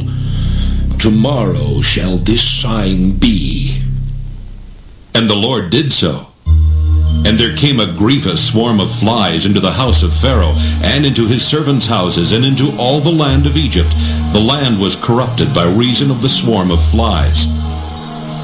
And Pharaoh called for Moses and for Aaron, and said, Go ye, sacrifice to your God in the land.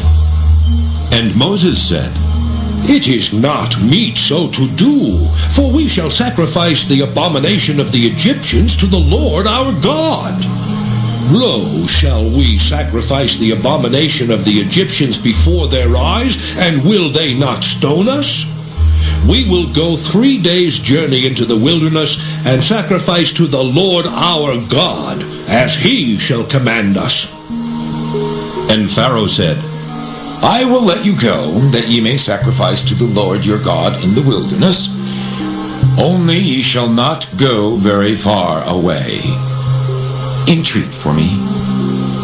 And Moses said, Behold, I go out from thee, and I will entreat the Lord that the swarms of flies may depart from Pharaoh, from his servants, and from his people tomorrow. But let not Pharaoh deal deceitfully any more in not letting the people go to sacrifice to the Lord. And Moses went out from Pharaoh and entreated the Lord. And the Lord did according to the word of Moses, and he removed the swarms of flies from Pharaoh, from his servants, and from his people. There remained not one. And Pharaoh hardened his heart at this time also, neither would he let the people go. Exodus chapter 9. Then the Lord said unto Moses, Go in unto Pharaoh, and tell him, Thus saith the Lord God of the Hebrews, Let my people go, that they may serve me. For if thou refuse to let them go, and wilt hold them still, behold, the hand of the Lord is upon thy cattle which is in the field, upon the horses, upon the asses, upon the camels, upon the oxen, and upon the sheep. There shall be a very grievous murrain. And the Lord shall sever between the cattle of Israel and the cattle of Egypt, and there shall nothing die of all that is the children's of Israel. And the Lord appointed a set time, saying, Tomorrow the Lord shall do this thing in the land. And the Lord did that thing on the morrow, and all the cattle of Egypt died. But of the cattle of the children of Israel died not one. And Pharaoh sent, and behold, there was not one of the cattle of the Israelites dead. And the heart of Pharaoh was hardened, and he did not let the people go. And the Lord said unto Moses and unto Aaron, Take to you handfuls of ashes of the furnace, and let Moses sprinkle it toward the heaven in the sight of Pharaoh. And it shall become small dust in all the land of Egypt, and shall be a boil breaking forth with blains upon man and upon beast, throughout all the land of Egypt. And they took ashes of the furnace and stood before Pharaoh. And Moses sprinkled it up toward heaven, and it became a boil breaking forth with blains upon man and upon beast. And the magicians could not stand before Moses because of the boils, for the boil was upon the magicians and upon all the Egyptians. And the Lord hardened the heart of Pharaoh, and he hearkened not unto them, as the Lord had spoken unto Moses. And the Lord said unto Moses, Rise up early in the morning, and stand before Pharaoh, and say unto him, Thus saith the Lord God of the Hebrews, Let my people go, that they may serve me. For I will at this time send all my plagues upon thine heart, and upon thy servants, and upon thy people, that thou mayest know that there is none like me in all the earth. For now I will stretch out my hand, that I may smite thee and thy people with pestilence, and thou shalt be cut off from the earth. And in very deed for this cause have I raised thee up, for to show in thee my power, and that my name may be declared throughout all the earth. As yet exaltest thou thyself against my people, that thou wilt not let them go? Behold, tomorrow, about this time, I will cause it to rain a very grievous hail, such as hath not been in Egypt since the foundation thereof, even until now. Send therefore now, and gather thy cattle, and all that thou hast in the field. For upon every man and beast which shall be found in the field, and shall not be brought home, the hail shall come down upon them, and they shall die. He that feared the word of the Lord among the servants of Pharaoh made his servants and his cattle flee into the houses. And he that regarded not the word of the Lord left his servants and his cattle in the field. And the Lord said unto Moses, Stretch forth thine hand toward heaven, that there may be hail in all the land of Egypt, upon man and upon beast, and upon every herb of the field throughout the land of Egypt. And Moses stretched forth his rod toward heaven, and the Lord sent thunder and hail, and the fire ran along upon the ground. And the Lord rained hail upon the land of Egypt. So there was hail and fire mingled with the hail, very grievous, such as there was none like it in all the land of Egypt since it became a nation. And the hail smote throughout all the land of Egypt all that was in the field, both man and beast. And the hail smote every herb of the field, and brake every tree of the field. Only in the land of Goshen, where the children of Israel were, was there no hail. And Pharaoh sent and called for Moses and Aaron, and said unto them, I have sinned this time. The Lord is righteous, and I and my people are wicked. Entreat the Lord, for it is enough that there be no more mighty thunderings and hail, and I will let you go, and ye shall stay no longer. And Moses said unto him, As soon as I am gone out of the city, I will spread abroad my hands unto the Lord, and the thunder shall cease, neither shall there be any more hail, that thou mayest know how that the earth is the Lord's. But as for thee and thy servants, I know that ye will not yet fear the Lord God. And the flax and the barley was smitten, for the barley was in the ear, and the flax was bold. But the wheat and the rye were not smitten, for they were not grown up. And Moses went out of the city from Pharaoh, and spread abroad his hands unto the Lord. And the thunders and hail ceased, and the rain was not poured upon the earth. And when Pharaoh saw that the rain and the hail and the thunders were ceased, he sinned yet more, and hardened his heart, he and his servants. And the heart of Pharaoh was hardened, neither would he let the children of Israel go, as the Lord had spoken by Moses. Exodus chapter 10. And the Lord said unto Moses, Go in unto Pharaoh, for I have hardened his heart and the heart of his servants, that I might show these my signs before him, and that thou mayest tell in the ears of thy son, and of thy son's son, what things I have wrought in Egypt, and my signs which I have done among them, that ye may know how that I am the Lord.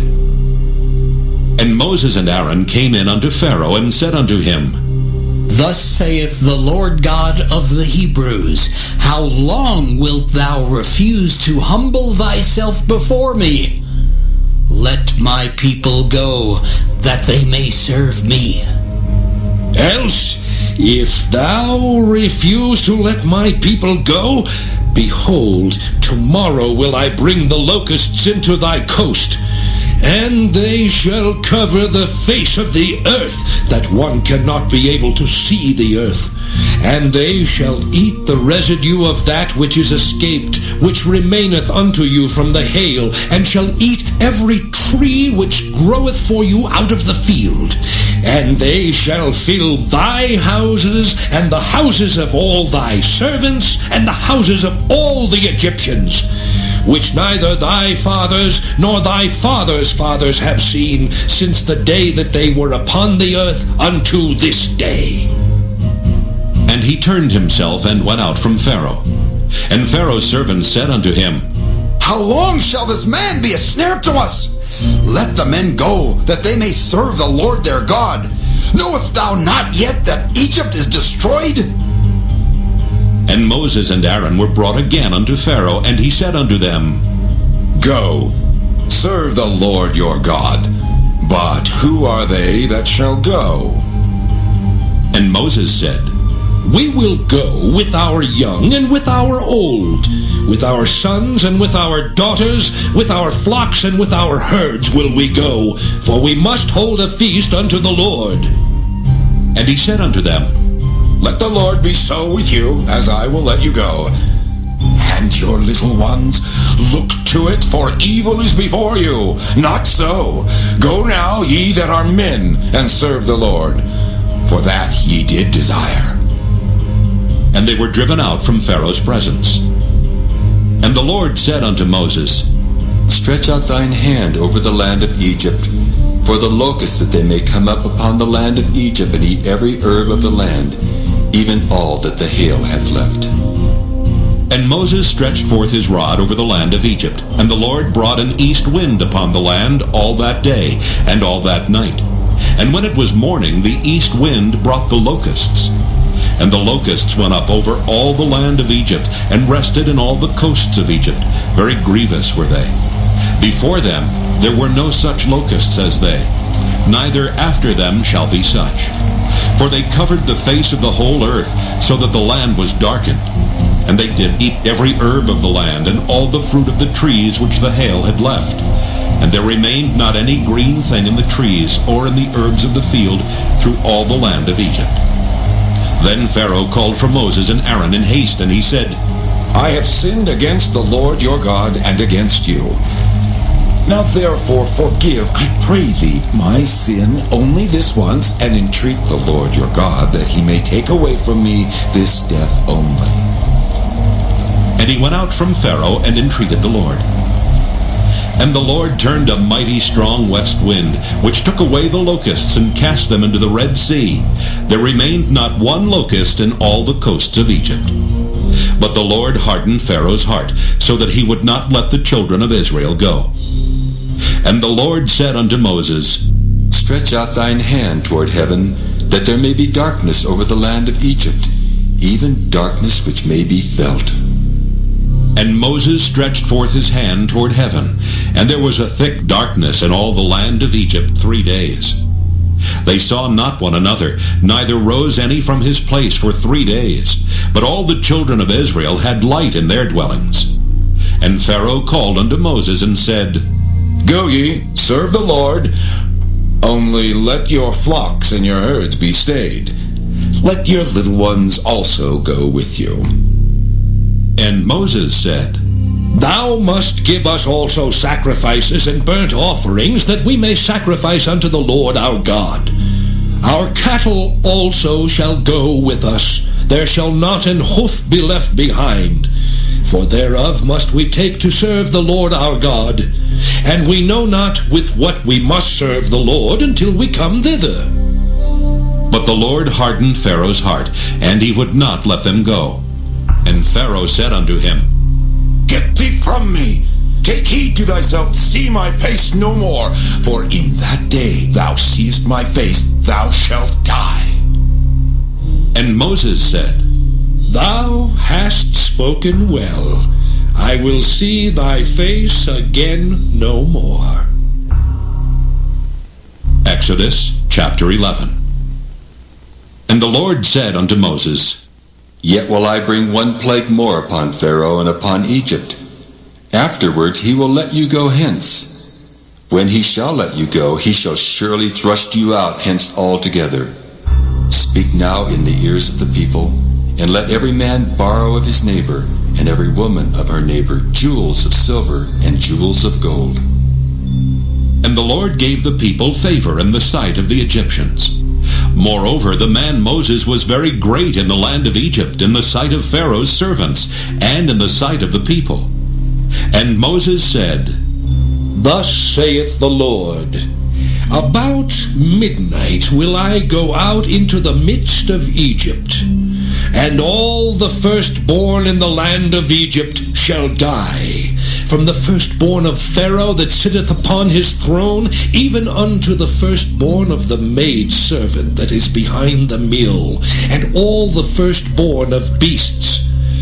And there shall be a great cry throughout all the land of Egypt, such as there was none like it, nor shall be like it any more.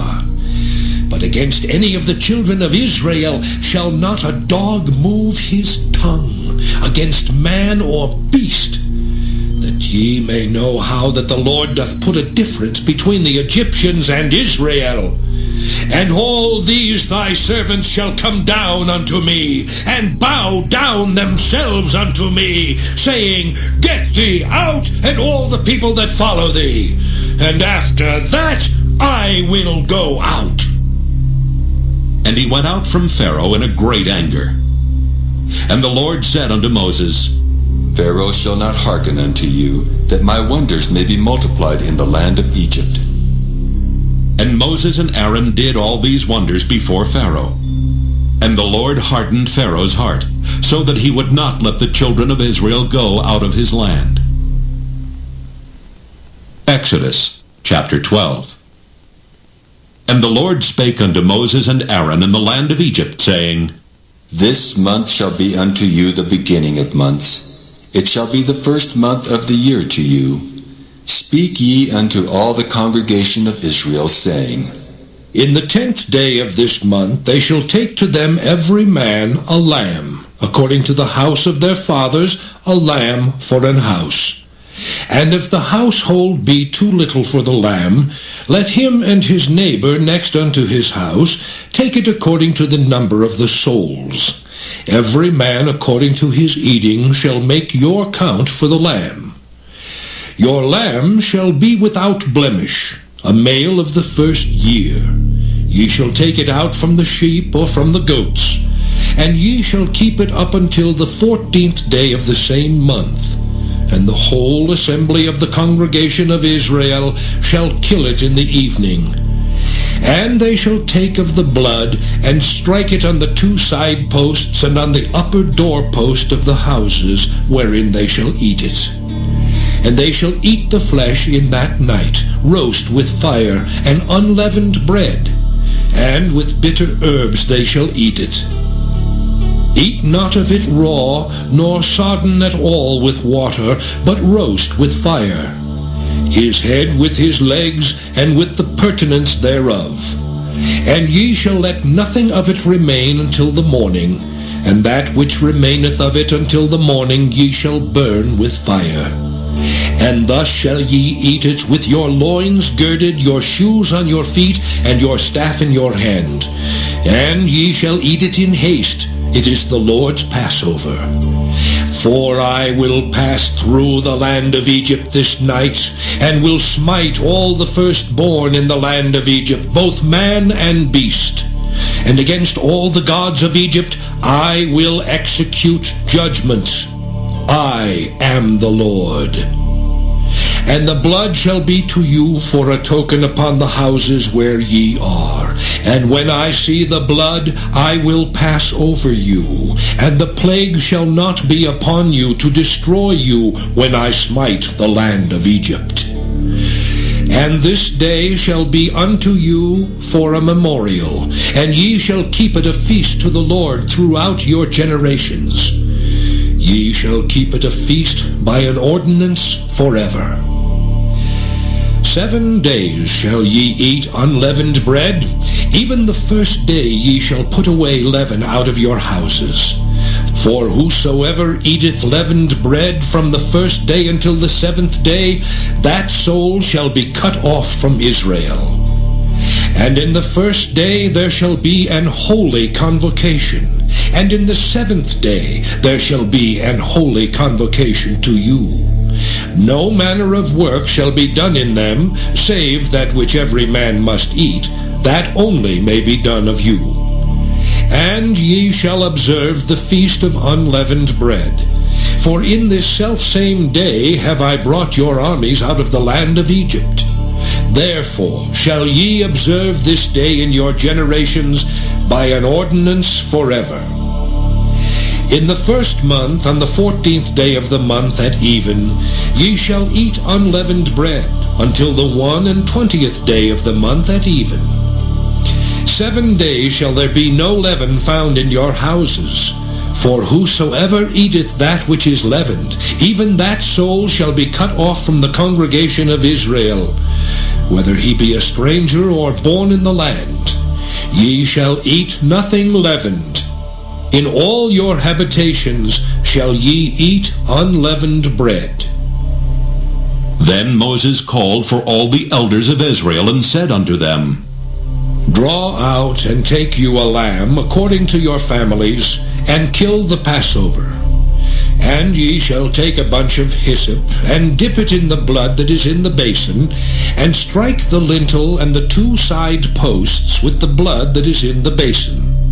And none of you shall go out at the door of his house until the morning. For the Lord will pass through to smite the Egyptians, and when he seeth the blood upon the lintel and on the 2 side posts, the Lord will pass over the door, and will not suffer the destroyer to come in unto your houses to smite you. And ye shall observe this thing for an ordinance to thee and to thy sons forever. And it shall come to pass, when ye be come to the land which the Lord will give you, according as he hath promised, that ye shall keep this service. And it shall come to pass, when your children shall say unto you, What mean ye by this service? That ye shall say, It is the sacrifice of the Lord's Passover, who passed over the houses of the children of Israel in Egypt, when he smote the Egyptians and delivered our houses. And the people bowed the head and worshipped. And the children of Israel went away and did as the Lord had commanded Moses and Aaron, so did they. And it came to pass that at midnight the Lord smote all the firstborn in the land of Egypt, from the firstborn of Pharaoh that sat on his throne unto the firstborn of the captive that was in the dungeon, and all the firstborn of cattle. And Pharaoh rose up in the night, he and all his servants and all the Egyptians. And there was a great cry in Egypt, for there was not a house where there was not one dead. And he called for Moses and Aaron by night and said, Rise up, and get you forth from among my people, both ye and the children of Israel, and go, serve the Lord as ye have said. Also take your flocks and your herds as ye have said, and be gone, and bless me also. And the Egyptians were urgent upon the people, that they might send them out of the land in haste, for they said, We be all dead men. And the people took their dough before it was leavened, their kneading troughs being bound up in their clothes upon their shoulders. And the children of Israel did according to the word of Moses. And they borrowed of the Egyptians jewels of silver and jewels of gold and raiment. And the Lord gave the people favor in the sight of the Egyptians, so that they lent unto them such things as they required, and they spoiled the Egyptians. And the children of Israel journeyed from Ramesses to Succoth, about 600,000 on foot that were men beside children. And a mixed multitude went up also with them, and flocks and herds, even very much cattle. And they baked unleavened cakes of the dough which they brought forth out of Egypt, for it was not leavened, because they were thrust out of Egypt and could not tarry, neither had they prepared for themselves any victual. Now the sojourning of the children of Israel who dwelt in Egypt was 430 years. And it came to pass at the end of the 430 years, even the selfsame day it came to pass, that all the hosts of the Lord went out from the land of Egypt. It is a night to be much observed unto the Lord for bringing them out from the land of Egypt. This is that night of the Lord to be observed of all the children of Israel in their generations. And the Lord said unto Moses and Aaron, This is the ordinance of the Passover. There shall no stranger eat thereof, but every man's servant that is bought for money, when thou hast circumcised him, then shall he eat thereof. A foreigner and an hired servant shall not eat thereof. In one house shall it be eaten. Thou shalt not carry forth aught of the flesh abroad out of the house, neither shall ye break a bone thereof. All the congregation of Israel shall keep it. And when a stranger shall sojourn with thee, and will keep the Passover to the Lord, let all his males be circumcised, and then let him come near and keep it. And he shall be as one that is born in the land, for no uncircumcised person shall eat thereof. One law shall be to him that is homeborn, and unto the stranger that sojourneth among you. Thus did all the children of Israel. As the Lord commanded Moses and Aaron, so did they. And it came to pass the selfsame day that the Lord did bring the children of Israel out of the land of Egypt by their armies. Exodus chapter 13. And the Lord spake unto Moses, saying, Sanctify unto me all the firstborn, whatsoever openeth the womb among the children of Israel, both of man and of beast. It is mine. And Moses said unto the people, Remember this day in which ye came out from Egypt, out of the house of bondage. For by strength of hand the Lord brought you out from this place. There shall no leavened bread be eaten. This day came ye out in the month Abib. And it shall be when the Lord shall bring thee into the land of the Canaanites, and the Hittites, and the Amorites, and the Hivites, and the Jebusites, which he sware unto thy fathers to give thee, a land flowing with milk and honey, that thou shalt keep this service in this month. 7 days thou shalt eat unleavened bread, and in the 7th day shall be a feast to the Lord. Unleavened bread shall be eaten 7 days, and there shall no leavened bread be seen with thee, neither shall there be leaven seen with thee in all thy quarters.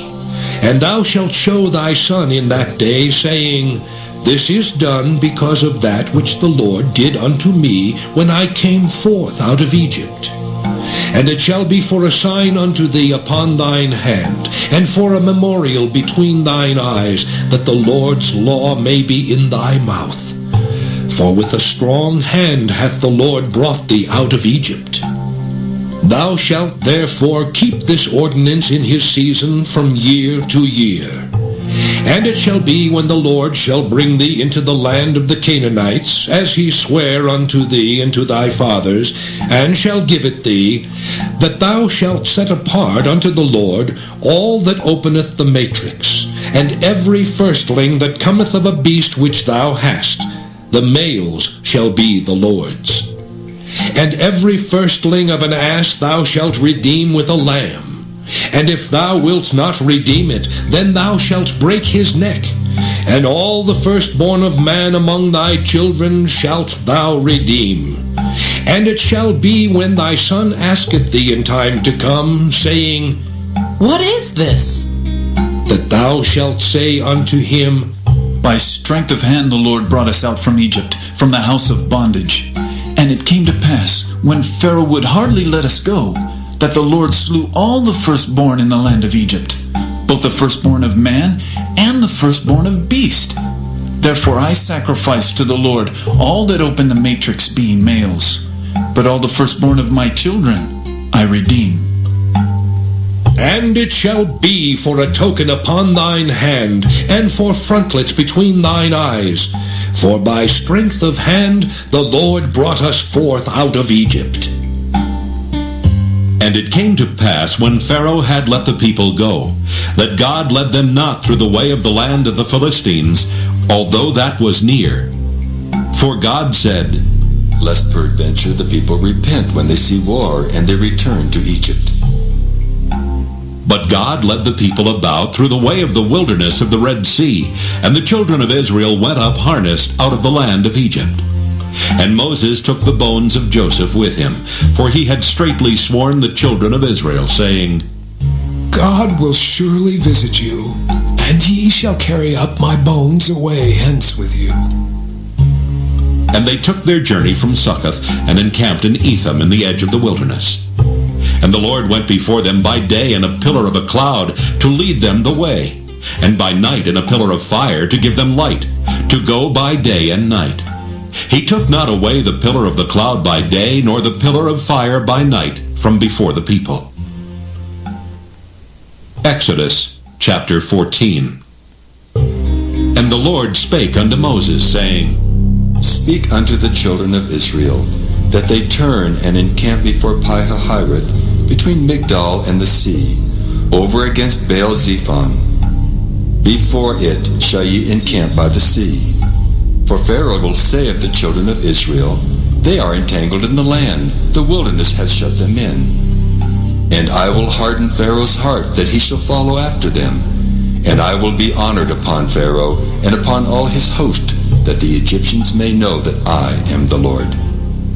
And they did so. And it was told the king of Egypt that the people fled. And the heart of Pharaoh and of his servants was turned against the people, and they said, Why have we done this, that we have let Israel go from serving us? And he made ready his chariot, and took his people with him. And he took 600 chosen chariots, and all the chariots of Egypt, and captains over every one of them. And the Lord hardened the heart of Pharaoh, king of Egypt, and he pursued after the children of Israel. And the children of Israel went out with an high hand. But the Egyptians pursued after them, all the horses and chariots of Pharaoh, and his horsemen and his army, and overtook them encamping by the sea, beside Pi-hahiroth, before Baal-zephon. And when Pharaoh drew nigh, the children of Israel lifted up their eyes, and behold, the Egyptians marched after them. And they were sore afraid. And the children of Israel cried out unto the Lord. And they said unto Moses, Because there were no graves in Egypt, hast thou taken us away to die in the wilderness? Wherefore hast thou dealt thus with us, to carry us forth out of Egypt? Is not this the word that we did tell thee in Egypt, saying, Let us alone, that we may serve the Egyptians? For it had been better for us to serve the Egyptians than that we should die in the wilderness. And Moses said unto the people, Fear ye not. Stand still and see the salvation of the Lord, which he will show to you today. For the Egyptians whom ye have seen today, ye shall see them again no more forever. The Lord shall fight for you, and ye shall hold your peace. And the Lord said unto Moses, Wherefore criest thou unto me? Speak unto the children of Israel that they go forward. But lift thou up thy rod, and stretch out thine hand over the sea, and divide it. And the children of Israel shall go on dry ground through the midst of the sea. And I, behold, I will harden the hearts of the Egyptians, and they shall follow them. And I will get me honor upon Pharaoh, and upon all his host, upon his chariots, and upon his horsemen. And the Egyptians shall know that I am the Lord, when I have gotten me honor upon Pharaoh, upon his chariots, and upon his horsemen. And the angel of God, which went before the camp of Israel, removed and went behind them. And the pillar of the cloud went from before their face, and stood behind them. And it came between the camp of the Egyptians and the camp of Israel, and it was a cloud and darkness to them. But it gave light by night to these, so that the one came not near the other all the night. And Moses stretched out his hand over the sea, and the Lord caused the sea to go back by a strong east wind all that night, and made the sea dry land, and the waters were divided. And the children of Israel went into the midst of the sea upon the dry ground, and the waters were a wall unto them on their right hand and on their left. And the Egyptians pursued, and went in after them to the midst of the sea, even all Pharaoh's horses, his chariots, and his horsemen. And it came to pass that in the morning watch the Lord looked unto the host of the Egyptians through the pillar of fire and of the cloud, and troubled the host of the Egyptians, and took off their chariot wheels, that they drave them heavily. So that the Egyptians said, Let us flee from the face of Israel. For the Lord fighteth for them against the Egyptians. And the Lord said unto Moses, Stretch out thine hand over the sea, that the waters may come again upon the Egyptians, upon their chariots, and upon their horsemen. And Moses stretched forth his hand over the sea, and the sea returned to his strength when the morning appeared. And the Egyptians fled against it, and the Lord overthrew the Egyptians in the midst of the sea. And the waters returned and covered the chariots and the horsemen, and all the host of Pharaoh that came into the sea after them. There remained not so much as one of them. But the children of Israel walked upon dry land in the midst of the sea, and the waters were a wall unto them on their right hand and on their left. Thus the Lord saved Israel that day out of the hand of the Egyptians. And Israel saw the Egyptians dead upon the seashore. And Israel saw that great work which the Lord did upon the Egyptians. And the people feared the Lord, and believed the Lord and his servant Moses. Exodus chapter 15. Then sang Moses and the children of Israel this song unto the Lord, and spake, saying, I will sing unto the Lord, for he hath triumphed gloriously. The horse and his rider hath he thrown into the sea. The Lord is my strength and song, and he is become my salvation. He is my God, and I will prepare him an habitation, my father's God, and I will exalt him. The Lord is a man of war. The Lord is his name. Pharaoh's chariots and his host hath he cast into the sea. His chosen captains also are drowned in the Red Sea. The depths have covered them. They sank into the bottom as a stone. Thy right hand, O Lord, is become glorious in power. Thy right hand, O Lord, hath dashed in pieces the enemy. And in the greatness of thine excellency, thou hast overthrown them that rose up against thee. Thou sentest forth thy wrath, which consumed them as stubble. And with a blast of thy nostrils the waters were gathered together. The flood stood upright as an heap, and the depths were congealed in the heart of the sea. The enemy said, I will pursue, I will overtake, I will divide the spoil. My lust shall be satisfied upon them. I will draw my sword, my hand shall destroy them. Thou didst blow with thy wind, the sea covered them, they sank as lead in the mighty waters. Who is like unto thee, O Lord, among the gods? Who is like thee, glorious in holiness, fearful in praises, doing wonders? Thou stretchest out thy right hand, the earth swallowed them. Thou in thy mercy hast led forth the people which thou hast redeemed. Thou hast guided them in thy strength unto thy holy habitation. The people shall hear and be afraid. Sorrow shall take hold on the inhabitants of Palestina. Then the dukes of Edom shall be amazed. The mighty men of Moab, trembling, shall take hold upon them. All the inhabitants of Canaan shall melt away. Fear and dread shall fall upon them. By the greatness of thine arm, they shall be as still as a stone. Till thy people pass over, O Lord. Till the people pass over which thou hast purchased. Thou shalt bring them in and plant them in the mountain of thine inheritance, in the place, O Lord, which thou hast made for thee to dwell in the sanctuary, O Lord, which thy hands have established. The Lord shall reign forever and ever. For the horse of Pharaoh went in with his chariots, and with his horsemen into the sea. And the Lord brought again the waters of the sea upon them. But the children of Israel went on dry land in the midst of the sea. And Miriam the prophetess, the sister of Aaron, took a timbrel in her hand. And all the women went out after her with timbrels and with dances. And Miriam answered them, Sing ye to the Lord, for he hath triumphed gloriously. The horse and his rider hath he thrown into the sea. So Moses brought Israel from the Red Sea, and they went out into the wilderness of Shur. And they went 3 days in the wilderness and found no water. And when they came to Marah, they could not drink of the waters of Marah, for they were bitter. Therefore the name of it was called Marah. And the people murmured against Moses, saying, What shall we drink? And he cried unto the Lord. And the Lord showed him a tree, which when he had cast into the waters were made sweet.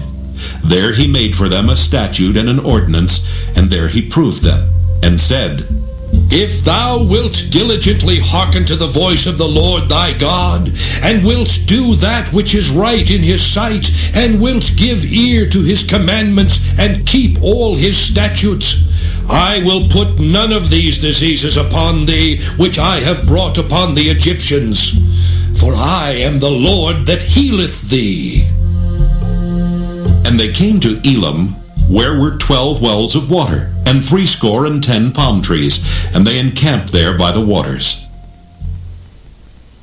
Exodus chapter 16. And they took their journey from Elim, and all the congregation of the children of Israel came unto the wilderness of Sin, which is between Elim and Sinai, on the 15th day of the 2nd month after their departing out of the land of Egypt. And the whole congregation of the children of Israel murmured against Moses and Aaron in the wilderness. And the children of Israel said unto them, Would to God we had died by the hand of the Lord in the land of Egypt, when we sat by the flesh pots, and when we did eat bread to the full. For ye have brought us forth into this wilderness to kill this whole assembly with hunger. Then said the Lord unto Moses, Behold, I will rain bread from heaven for you, and the people shall go out and gather a certain rate every day, that I may prove them, whether they will walk in my law or no. And it shall come to pass that on the 6th day they shall prepare that which they bring in, and it shall be twice as much as they gather daily. And Moses and Aaron said unto all the children of Israel, At even then ye shall know that the Lord hath brought you out from the land of Egypt. And in the morning then ye shall see the glory of the Lord, for that he heareth your murmurings against the Lord. And what are we that ye murmur against us? And Moses said, This shall be when the Lord shall give you in the evening flesh to eat, and in the morning bread to the full. For that the Lord heareth your murmurings which ye murmur against him. And what are we? Your murmurings are not against us, but against the Lord. And Moses spake unto Aaron, Say unto all the congregation of the children of Israel, Come near before the Lord, for he hath heard your murmurings. And it came to pass, as Aaron spake unto the whole congregation of the children of Israel, that they looked toward the wilderness, and behold, the glory of the Lord appeared in the cloud. And the Lord spake unto Moses, saying, I have heard the murmurings of the children of Israel. Speak unto them, saying, At even ye shall eat flesh, and in the morning ye shall be filled with bread, and ye shall know that I am the Lord your God. And it came to pass that at even the quails came up and covered the camp, and in the morning the dew lay round about the host. And when the dew that lay was gone up, behold, upon the face of the wilderness there lay a small round thing, as small as the hoarfrost on the ground. And when the children of Israel saw it, they said one to another, It is manna. For they wist not what it was. And Moses said unto them, This is the bread which the Lord hath given you to eat. This is the thing which the Lord hath commanded. Gather of it every man according to his eating, an omer for every man according to the number of your persons. Take ye every man for them which are in his tents. And the children of Israel did so, and gathered, some more, some less. And when they did meet it with an omer, he that gathered much had nothing over, and he that gathered little had no lack. They gathered every man according to his eating. And Moses said, Let no man leave of it till the morning. Notwithstanding they hearkened not unto Moses, but some of them left of it until the morning, and it bred worms and stank, and Moses was wroth with them. And they gathered it every morning, every man according to his eating, and when the sun waxed hot, it melted. And it came to pass that on the 6th day they gathered twice as much bread, 2 omers for one man. And all the rulers of the congregation came and told Moses. And he said unto them, This is that which the Lord hath said. Tomorrow is the rest of the holy Sabbath unto the Lord. Bake that which ye will bake today, and seethe that ye will seethe. And that which remaineth over lay up for you to be kept until the morning. And they laid it up till the morning as Moses bade, and it did not stink, neither was there any worm therein.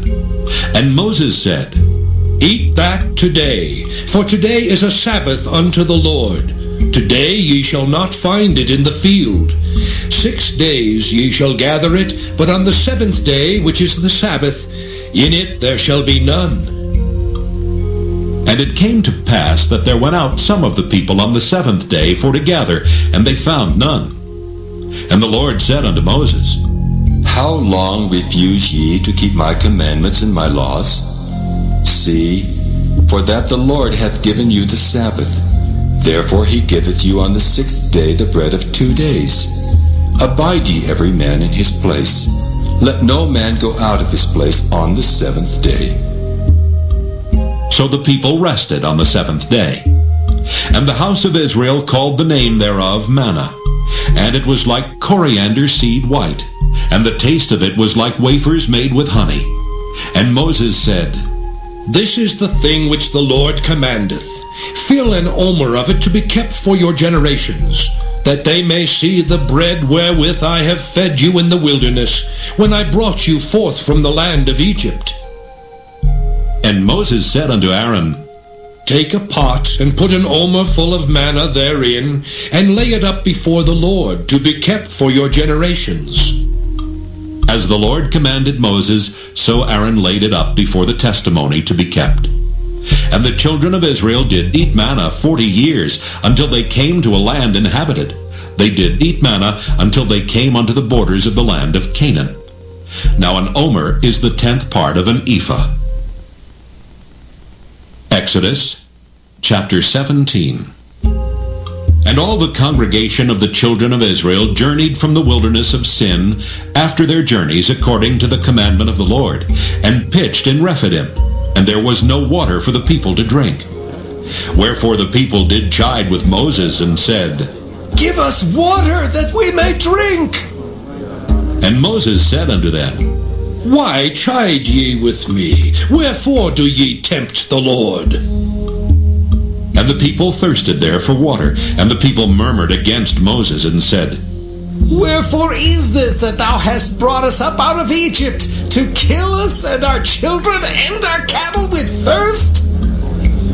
And Moses cried unto the Lord, saying, What shall I do unto this people? They be almost ready to stone me. And the Lord said unto Moses, Go on before the people, and take with thee of the elders of Israel, and thy rod wherewith thou smotest the river, take in thine hand, and go. Behold, I will stand before thee there upon the rock in Horeb, and thou shalt smite the rock, and there shall come water out of it, that the people may drink. And Moses did so in the sight of the elders of Israel. And he called the name of the place Massah and Meribah, because of the chiding of the children of Israel, and because they tempted the Lord, saying, Is the Lord among us or not? Then came Amalek and fought with Israel in Rephidim. And Moses said unto Joshua, Choose us out men, and go out, fight with Amalek. Tomorrow I will stand on the top of the hill with the rod of God in mine hand. So Joshua did as Moses had said to him, and fought with Amalek. And Moses, Aaron, and Hur went up to the top of the hill. And it came to pass, when Moses held up his hand, that Israel prevailed, and when he let down his hand, Amalek prevailed. But Moses' hands were heavy, and they took a stone and put it under him, and he sat thereon. And Aaron and Hur stayed up his hands, the one on the one side and the other on the other side, and his hands were steady until the going down of the sun. And Joshua discomfited Amalek and his people with the edge of the sword. And the Lord said unto Moses, Write this for a memorial in a book, and rehearse it in the ears of Joshua. For I will utterly put out the remembrance of Amalek from under heaven. And Moses built an altar, and called the name of it Jehovah Nissi. For he said, Because the Lord hath sworn that the Lord will have war with Amalek from generation to generation. Exodus chapter 18. When Jethro, the priest of Midian, Moses' father-in-law, heard of all that God had done for Moses and for Israel his people, and that the Lord had brought Israel out of Egypt, then Jethro, Moses' father-in-law, took Zipporah, Moses' wife, after he had sent her back, and her 2 sons, of which the name of the one was Gershom. For he said, I have been an alien in a strange land. And the name of the other was Eleazar. For the God of my father, said he, was mine help, and delivered me from the sword of Pharaoh. And Jethro, Moses' father-in-law, came with his sons and his wife unto Moses into the wilderness, where he encamped at the mount of God. And he said unto Moses, I, thy father-in-law Jethro, am come unto thee, and thy wife and her 2 sons with her. And Moses went out to meet his father-in-law, and did obeisance, and kissed him. And they asked each other of their welfare, and they came into the tent. And Moses told his father-in-law all that the Lord had done unto Pharaoh, and to the Egyptians for Israel's sake, and all the travail that had come upon them by the way, and how the Lord delivered them. And Jethro rejoiced for all the goodness which the Lord had done to Israel, whom he had delivered out of the hand of the Egyptians. And Jethro said, Blessed be the Lord, who hath delivered you out of the hand of the Egyptians, and out of the hand of Pharaoh, who hath delivered the people from under the hand of the Egyptians. Now I know that the Lord is greater than all gods, for in the thing wherein they dealt proudly he was above them. And Jethro, Moses' father-in-law, took a burnt offering and sacrifices for God. And Aaron came, and all the elders of Israel, to eat bread with Moses' father-in-law before God. And it came to pass on the morrow that Moses sat to judge the people, and the people stood by Moses from the morning unto the evening. And when Moses' father-in-law saw all that he did to the people, he said, What is this thing that thou doest to the people? Why sittest thou thyself alone, and all the people stand by thee from morning until even? And Moses said unto his father-in-law, Because the people come unto me to inquire of God. When they have a matter, they come unto me, and I judge between one and another, and I do make them know the statutes of God and his laws. And Moses' father-in-law said unto him, The thing that thou doest is not good. Thou wilt surely wear away both thou and this people that is with thee. For this thing is too heavy for thee. Thou art not able to perform it thyself alone. Hearken now unto my voice. I will give thee counsel, and God shall be with thee. Be thou for the people to Godward, that thou mayest bring the causes unto God. And thou shalt teach them ordinances and laws, and shalt show them the way wherein they must walk, and the work that they must do. Moreover, thou shalt provide out of all the people able men such as fear God, men of truth, hating covetousness, and place such over them to be rulers of thousands, and rulers of hundreds, rulers of 50s, and rulers of 10s. And let them judge the people at all seasons. And it shall be that every great matter they shall bring unto thee, but every small matter they shall judge. So shall it be easier for thyself, and they shall bear the burden with thee. If thou shalt do this thing, and God command thee so, then thou shalt be able to endure, and all this people shall also go to their place in peace. So Moses hearkened to the voice of his father-in-law, and did all that he had said. And Moses chose able men out of all Israel, and made them heads over the people, rulers of thousands, rulers of hundreds, rulers of 50s, and rulers of 10s. And they judged the people at all seasons. The hard causes they brought unto Moses, but every small matter they judged themselves. And Moses let his father-in-law depart, and he went his way into his own land. Exodus chapter 19. In the 3rd month, when the children of Israel were gone forth out of the land of Egypt, the same day came they into the wilderness of Sinai. For they were departed from Rephidim, and were come to the desert of Sinai, and had pitched in the wilderness. And there Israel camped before the mount. And Moses went up unto God, and the Lord called unto him out of the mountain, saying, Thus shalt thou say to the house of Jacob, and tell the children of Israel, Ye have seen what I did unto the Egyptians, and how I bare you on eagle's wings, and brought you unto myself. Now therefore, if ye will obey my voice indeed, and keep my covenant, then ye shall be a peculiar treasure unto me above all people, for all the earth is mine. And ye shall be unto me a kingdom of priests, and an holy nation. These are the words which thou shalt speak unto the children of Israel. And Moses came and called for the elders of the people, and laid before their faces all these words which the Lord commanded him. And all the people answered together and said, All that the Lord hath spoken we will do. And Moses returned the words of the people unto the Lord. And the Lord said unto Moses, Lo, I come unto thee in a thick cloud, that the people may hear when I speak with thee, and believe thee forever. And Moses told the words of the people unto the Lord. And the Lord said unto Moses, Go unto the people, and sanctify them today and tomorrow, and let them wash their clothes, and be ready against the 3rd day. For the 3rd day the Lord will come down in the sight of all the people upon Mount Sinai. And thou shalt set bounds unto the people round about, saying, Take heed to yourselves that ye go not up into the mount, or touch the border of it. Whosoever toucheth the mount shall be surely put to death. There shall not an hand touch it, but he shall surely be stoned or shot through.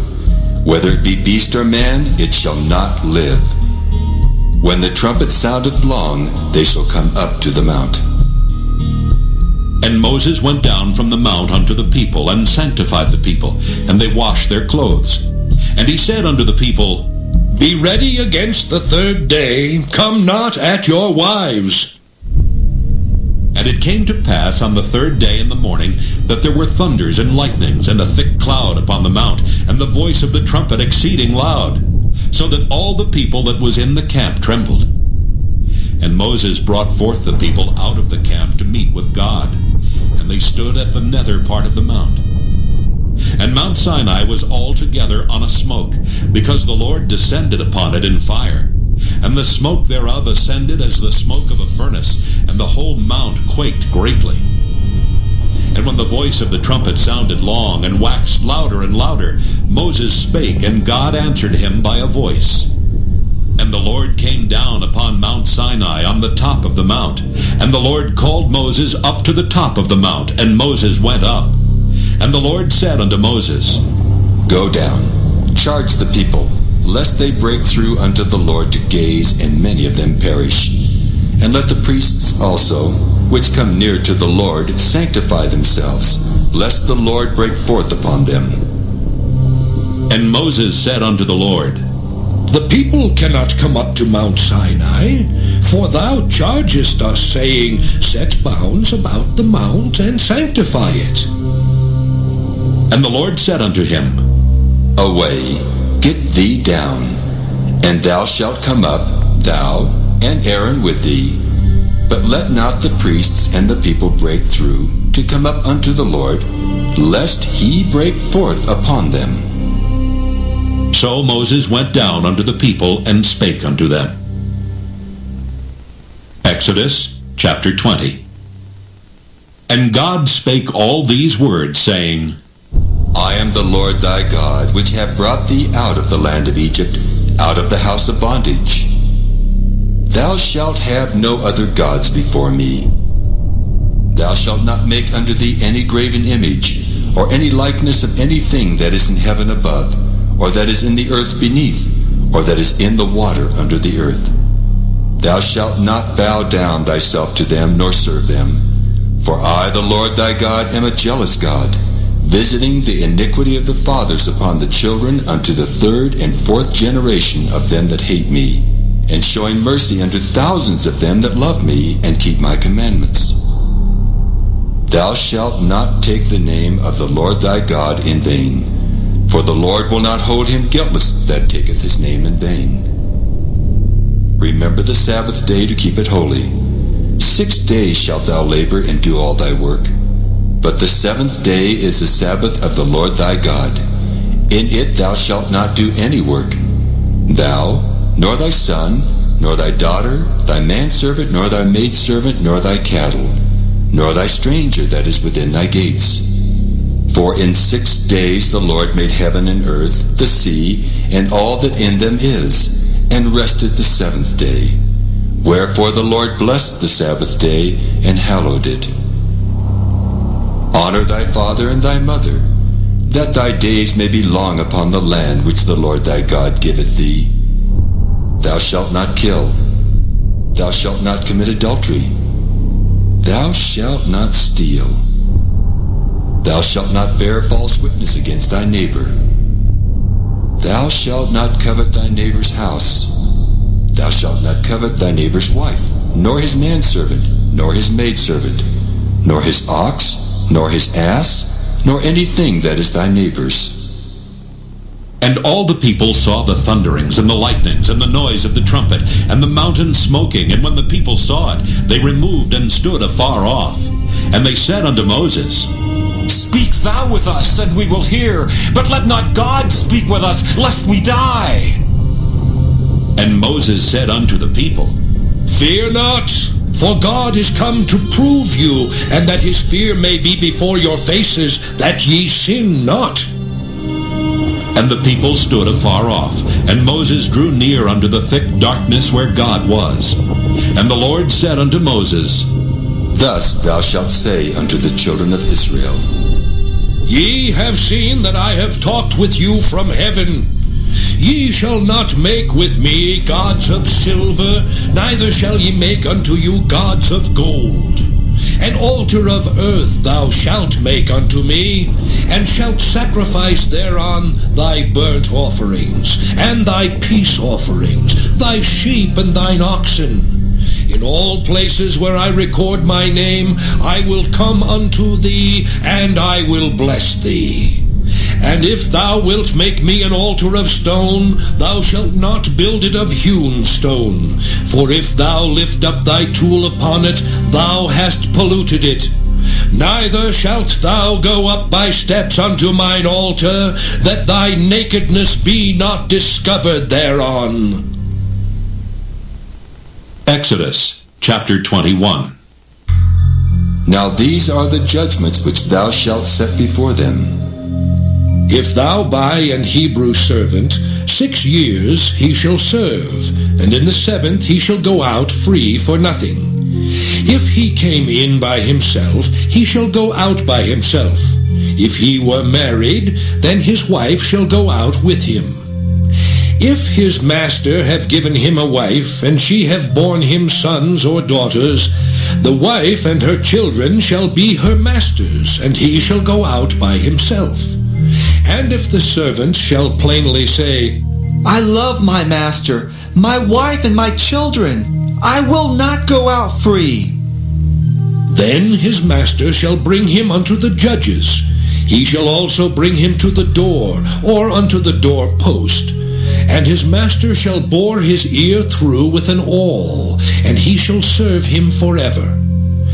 And if a man sell his daughter to be a maidservant, she shall not go out as the men servants do. If she please not her master, who hath betrothed her to himself, then shall he let her be redeemed. To sell her unto a strange nation he shall have no power, seeing he hath dealt deceitfully with her. And if he have betrothed her unto his son, he shall deal with her after the manner of daughters.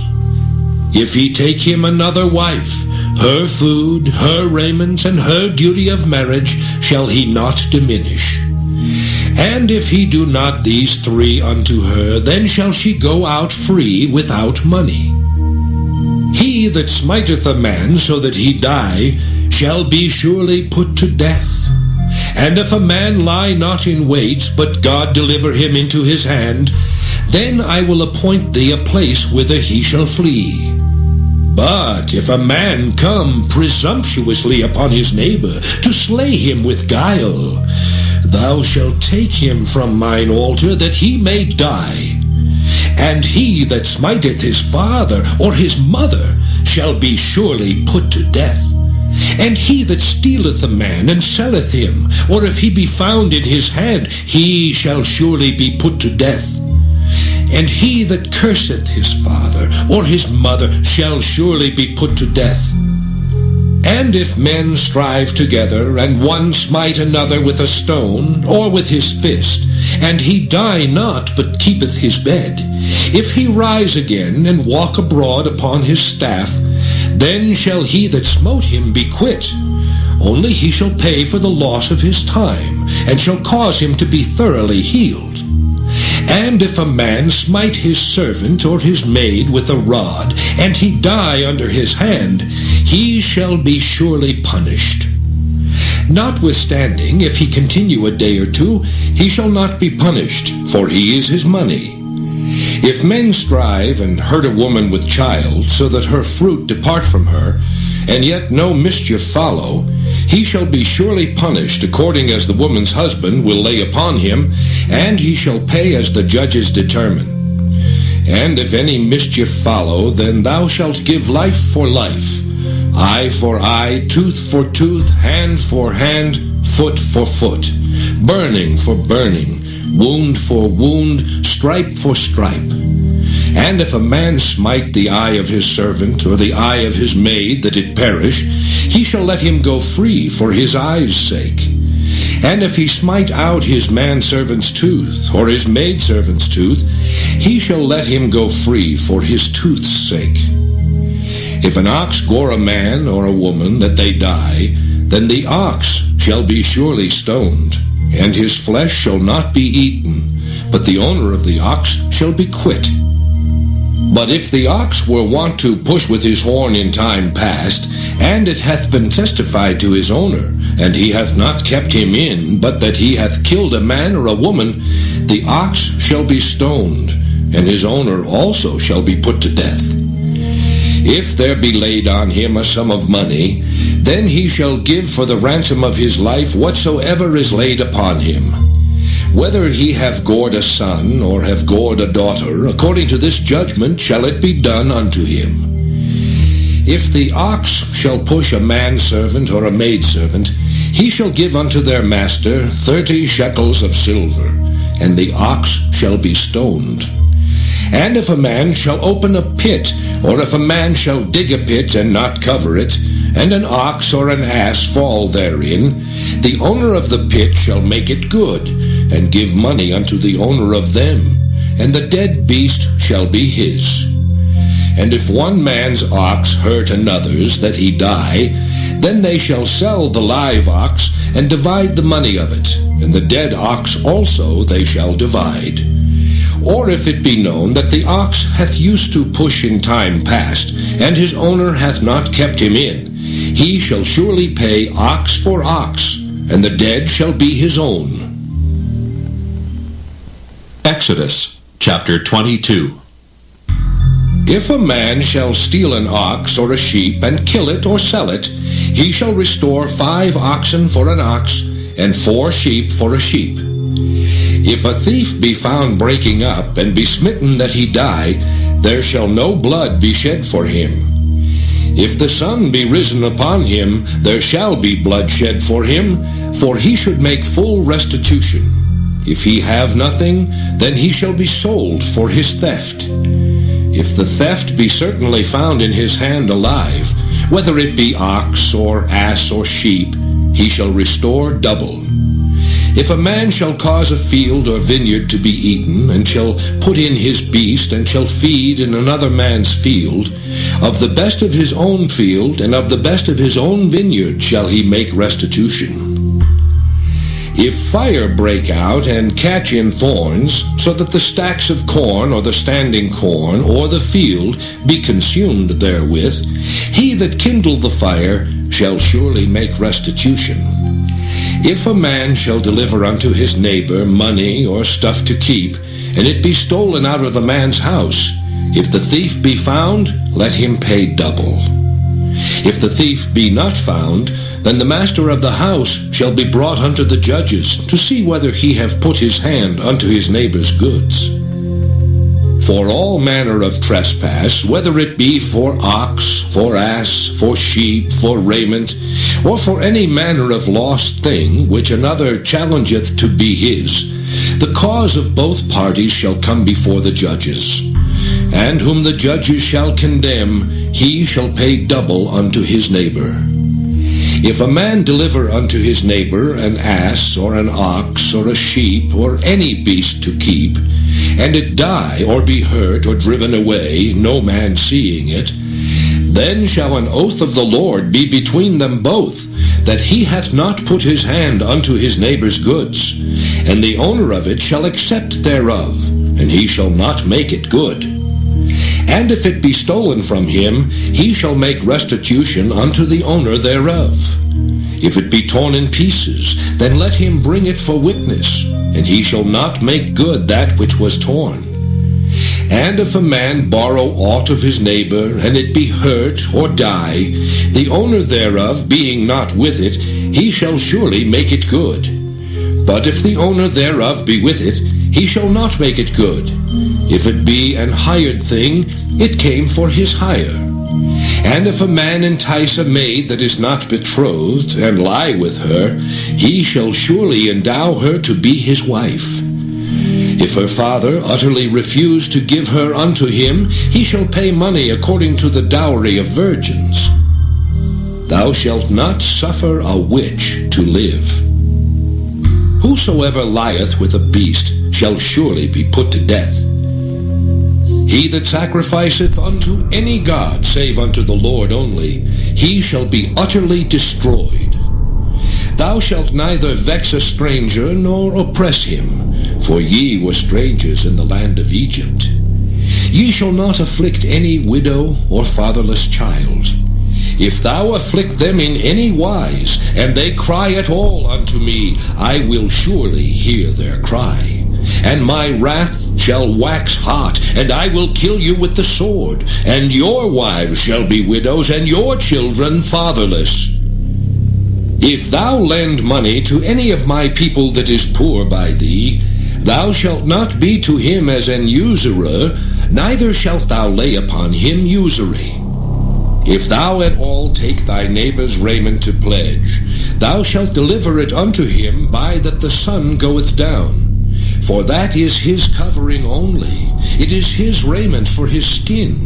Wherein shall he sleep? And it shall come to pass, when he crieth unto me, that I will hear, for I am gracious. Thou shalt not revile the gods, nor curse the ruler of thy people. Thou shalt not delay to offer the first of thy ripe fruits and of thy liquors. The firstborn of thy sons shalt thou give unto me. Likewise shalt thou do with thine oxen and with thy sheep. 7 days it shall be with his dam. On the 8th day thou shalt give it me. And ye shall be holy men unto me. Neither shall ye eat any flesh that is torn of beasts in the field. Ye shall cast it to the dogs. Exodus chapter 23. Thou shalt not raise a false report. Put not thine hand with the wicked to be an unrighteous witness. Thou shalt not follow a multitude to do evil. Neither shalt thou speak in a cause to decline after many to wrest judgment. Neither shalt thou countenance a poor man in his cause. If thou meet thine enemy's ox or his ass going astray, thou shalt surely bring it back to him again. If thou see the ass of him that hateth thee lying under his burden, and wouldest forbear to help him, thou shalt surely help with him. Thou shalt not wrest the judgment of thy poor in his cause. Keep thee far from a false matter, and the innocent and righteous slay thou not, for I will not justify the wicked. And thou shalt take no gift, for the gift blindeth the wise, and perverteth the words of the righteous. Also thou shalt not oppress a stranger, for ye know the heart of a stranger, seeing ye were strangers in the land of Egypt. And 6 years thou shalt sow thy land, and shalt gather in the fruits thereof. But the 7th year thou shalt let it rest and lie still, that the poor of thy people may eat, and what they leave the beasts of the field shall eat. In like manner thou shalt deal with thy vineyard and with thy olive yard. 6 days thou shalt do thy work, and on the 7th day thou shalt rest. That thine ox and thine ass may rest, and the son of thy handmaid, and the stranger may be refreshed. And in all things that I have said unto you be circumspect, and make no mention of the name of other gods, neither let it be heard out of thy mouth. 3 times thou shalt keep a feast unto me in the year. Thou shalt keep the feast of unleavened bread. Thou shalt eat unleavened bread 7 days, as I commanded thee in the time appointed of the month Abib. For in it thou camest out from Egypt, and none shall appear before me empty. And the feast of harvest, the first fruits of thy labors, which thou hast sown in the field. And the feast of ingathering, which is in the end of the year, when thou hast gathered in thy labors out of the field. 3 times in the year all thy males shall appear before the Lord God. Thou shalt not offer the blood of my sacrifice with leavened bread, neither shall the fat of my sacrifice remain until the morning. The first of the first fruits of thy land thou shalt bring into the house of the Lord thy God. Thou shalt not see the kid in his mother's milk. Behold, I send an angel before thee to keep thee in the way, and to bring thee into the place which I have prepared. Beware of him, and obey his voice. Provoke him not, for he will not pardon your transgressions, for my name is in him. But if thou shalt indeed obey his voice, and do all that I speak, then I will be an enemy unto thine enemies, and an adversary unto thine adversaries. For mine angel shall go before thee, and bring thee in unto the Amorites, and the Hittites, and the Perizzites, and the Canaanites, and Hivites, and the Jebusites, and I will cut them off. Thou shalt not bow down to their gods, nor serve them, nor do after their works. But thou shalt utterly overthrow them, and quite break down their images. And ye shall serve the Lord your God, and he shall bless thy bread and thy water, and I will take sickness away from the midst of thee. There shall nothing cast their young, nor be barren in thy land. The number of thy days I will fulfill. I will send my fear before thee, and will destroy all the people to whom thou shalt come. And I will make all thine enemies turn their backs unto thee. And I will send hornets before thee, which shall drive out the Hivite, the Canaanite, and the Hittite from before thee. I will not drive them out from before thee in 1 year, lest the land become desolate, and the beast of the field multiply against thee. By little and little I will drive them out from before thee, until thou be increased and inherit the land. And I will set thy bounds from the Red Sea even unto the sea of the Philistines, and from the desert unto the river. For I will deliver the inhabitants of the land into your hand, and thou shalt drive them out before thee. Thou shalt make no covenant with them, nor with their gods. They shall not dwell in thy land, lest they make thee sin against me. For if thou serve their gods, it will surely be a snare unto thee. Exodus chapter 24. And he said unto Moses, Come up unto the Lord, thou and Aaron, Nadab and Abihu, and 70 of the elders of Israel, and worship ye afar off. And Moses alone shall come near the Lord. But they shall not come nigh, neither shall the people go up with him. And Moses came and told the people all the words of the Lord, and all the judgments. And all the people answered with one voice, and said, All the words which the Lord hath said will we do.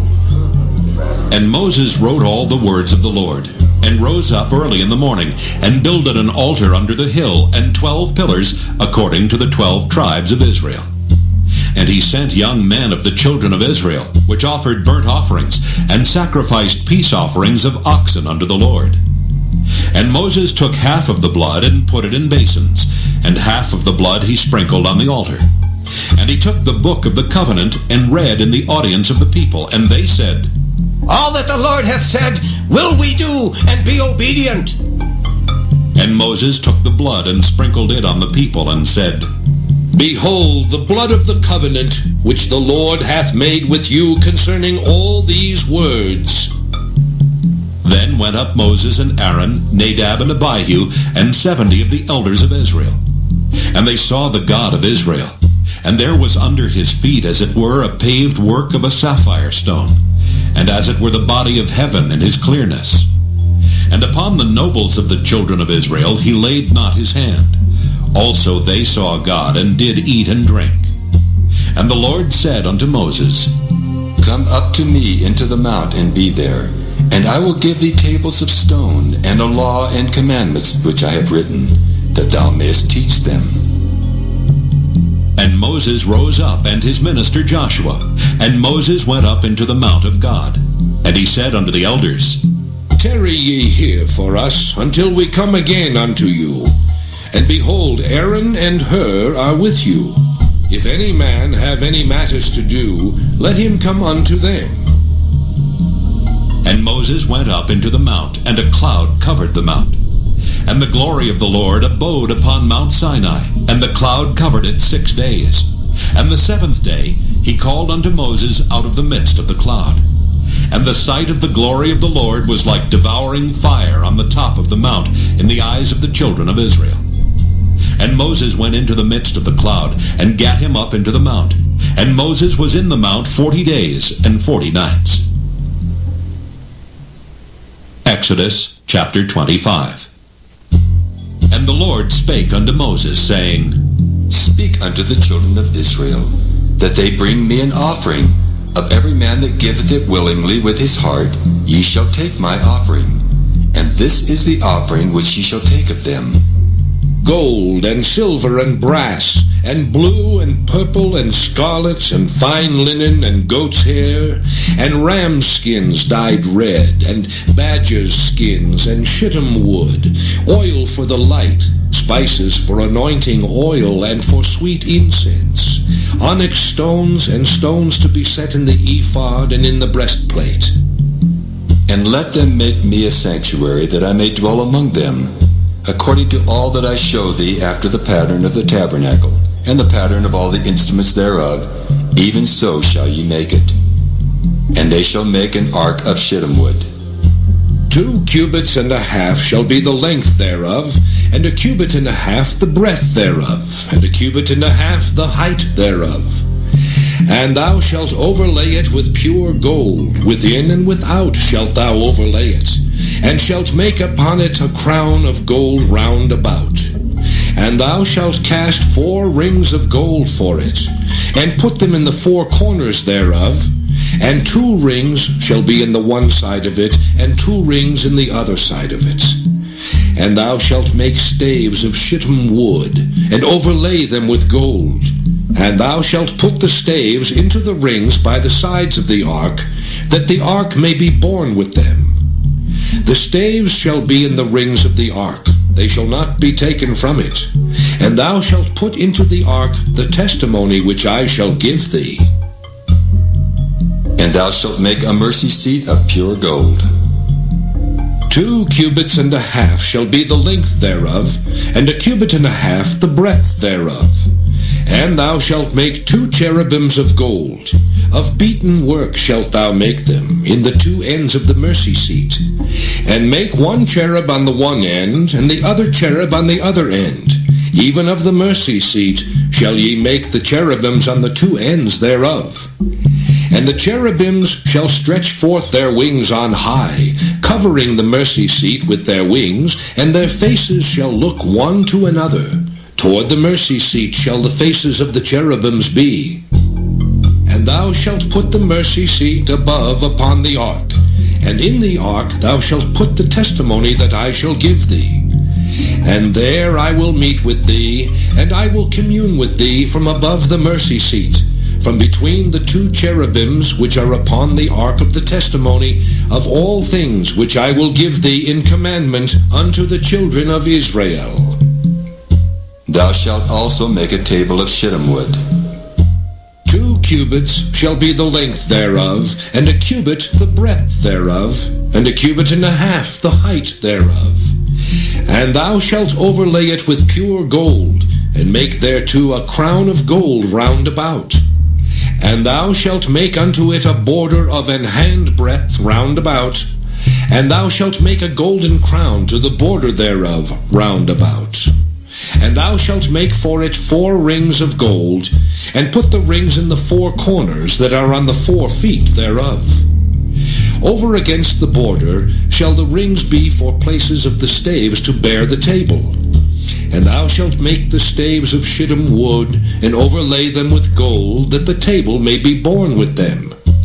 And thou shalt make the dishes thereof, and spoons thereof, and covers thereof, and bowls thereof, to cover withal. Of pure gold shalt thou make them. And thou shalt set upon the table showbread before me alway. And thou shalt make a candlestick of pure gold. Of beaten work shall the candlestick be made. His shaft and his branches, his bowls, his knops and his flowers shall be of the same. And 6 branches shall come out of the sides of it. 3 branches of the candlestick out of the one side, and 3 branches of the candlestick out of the other side.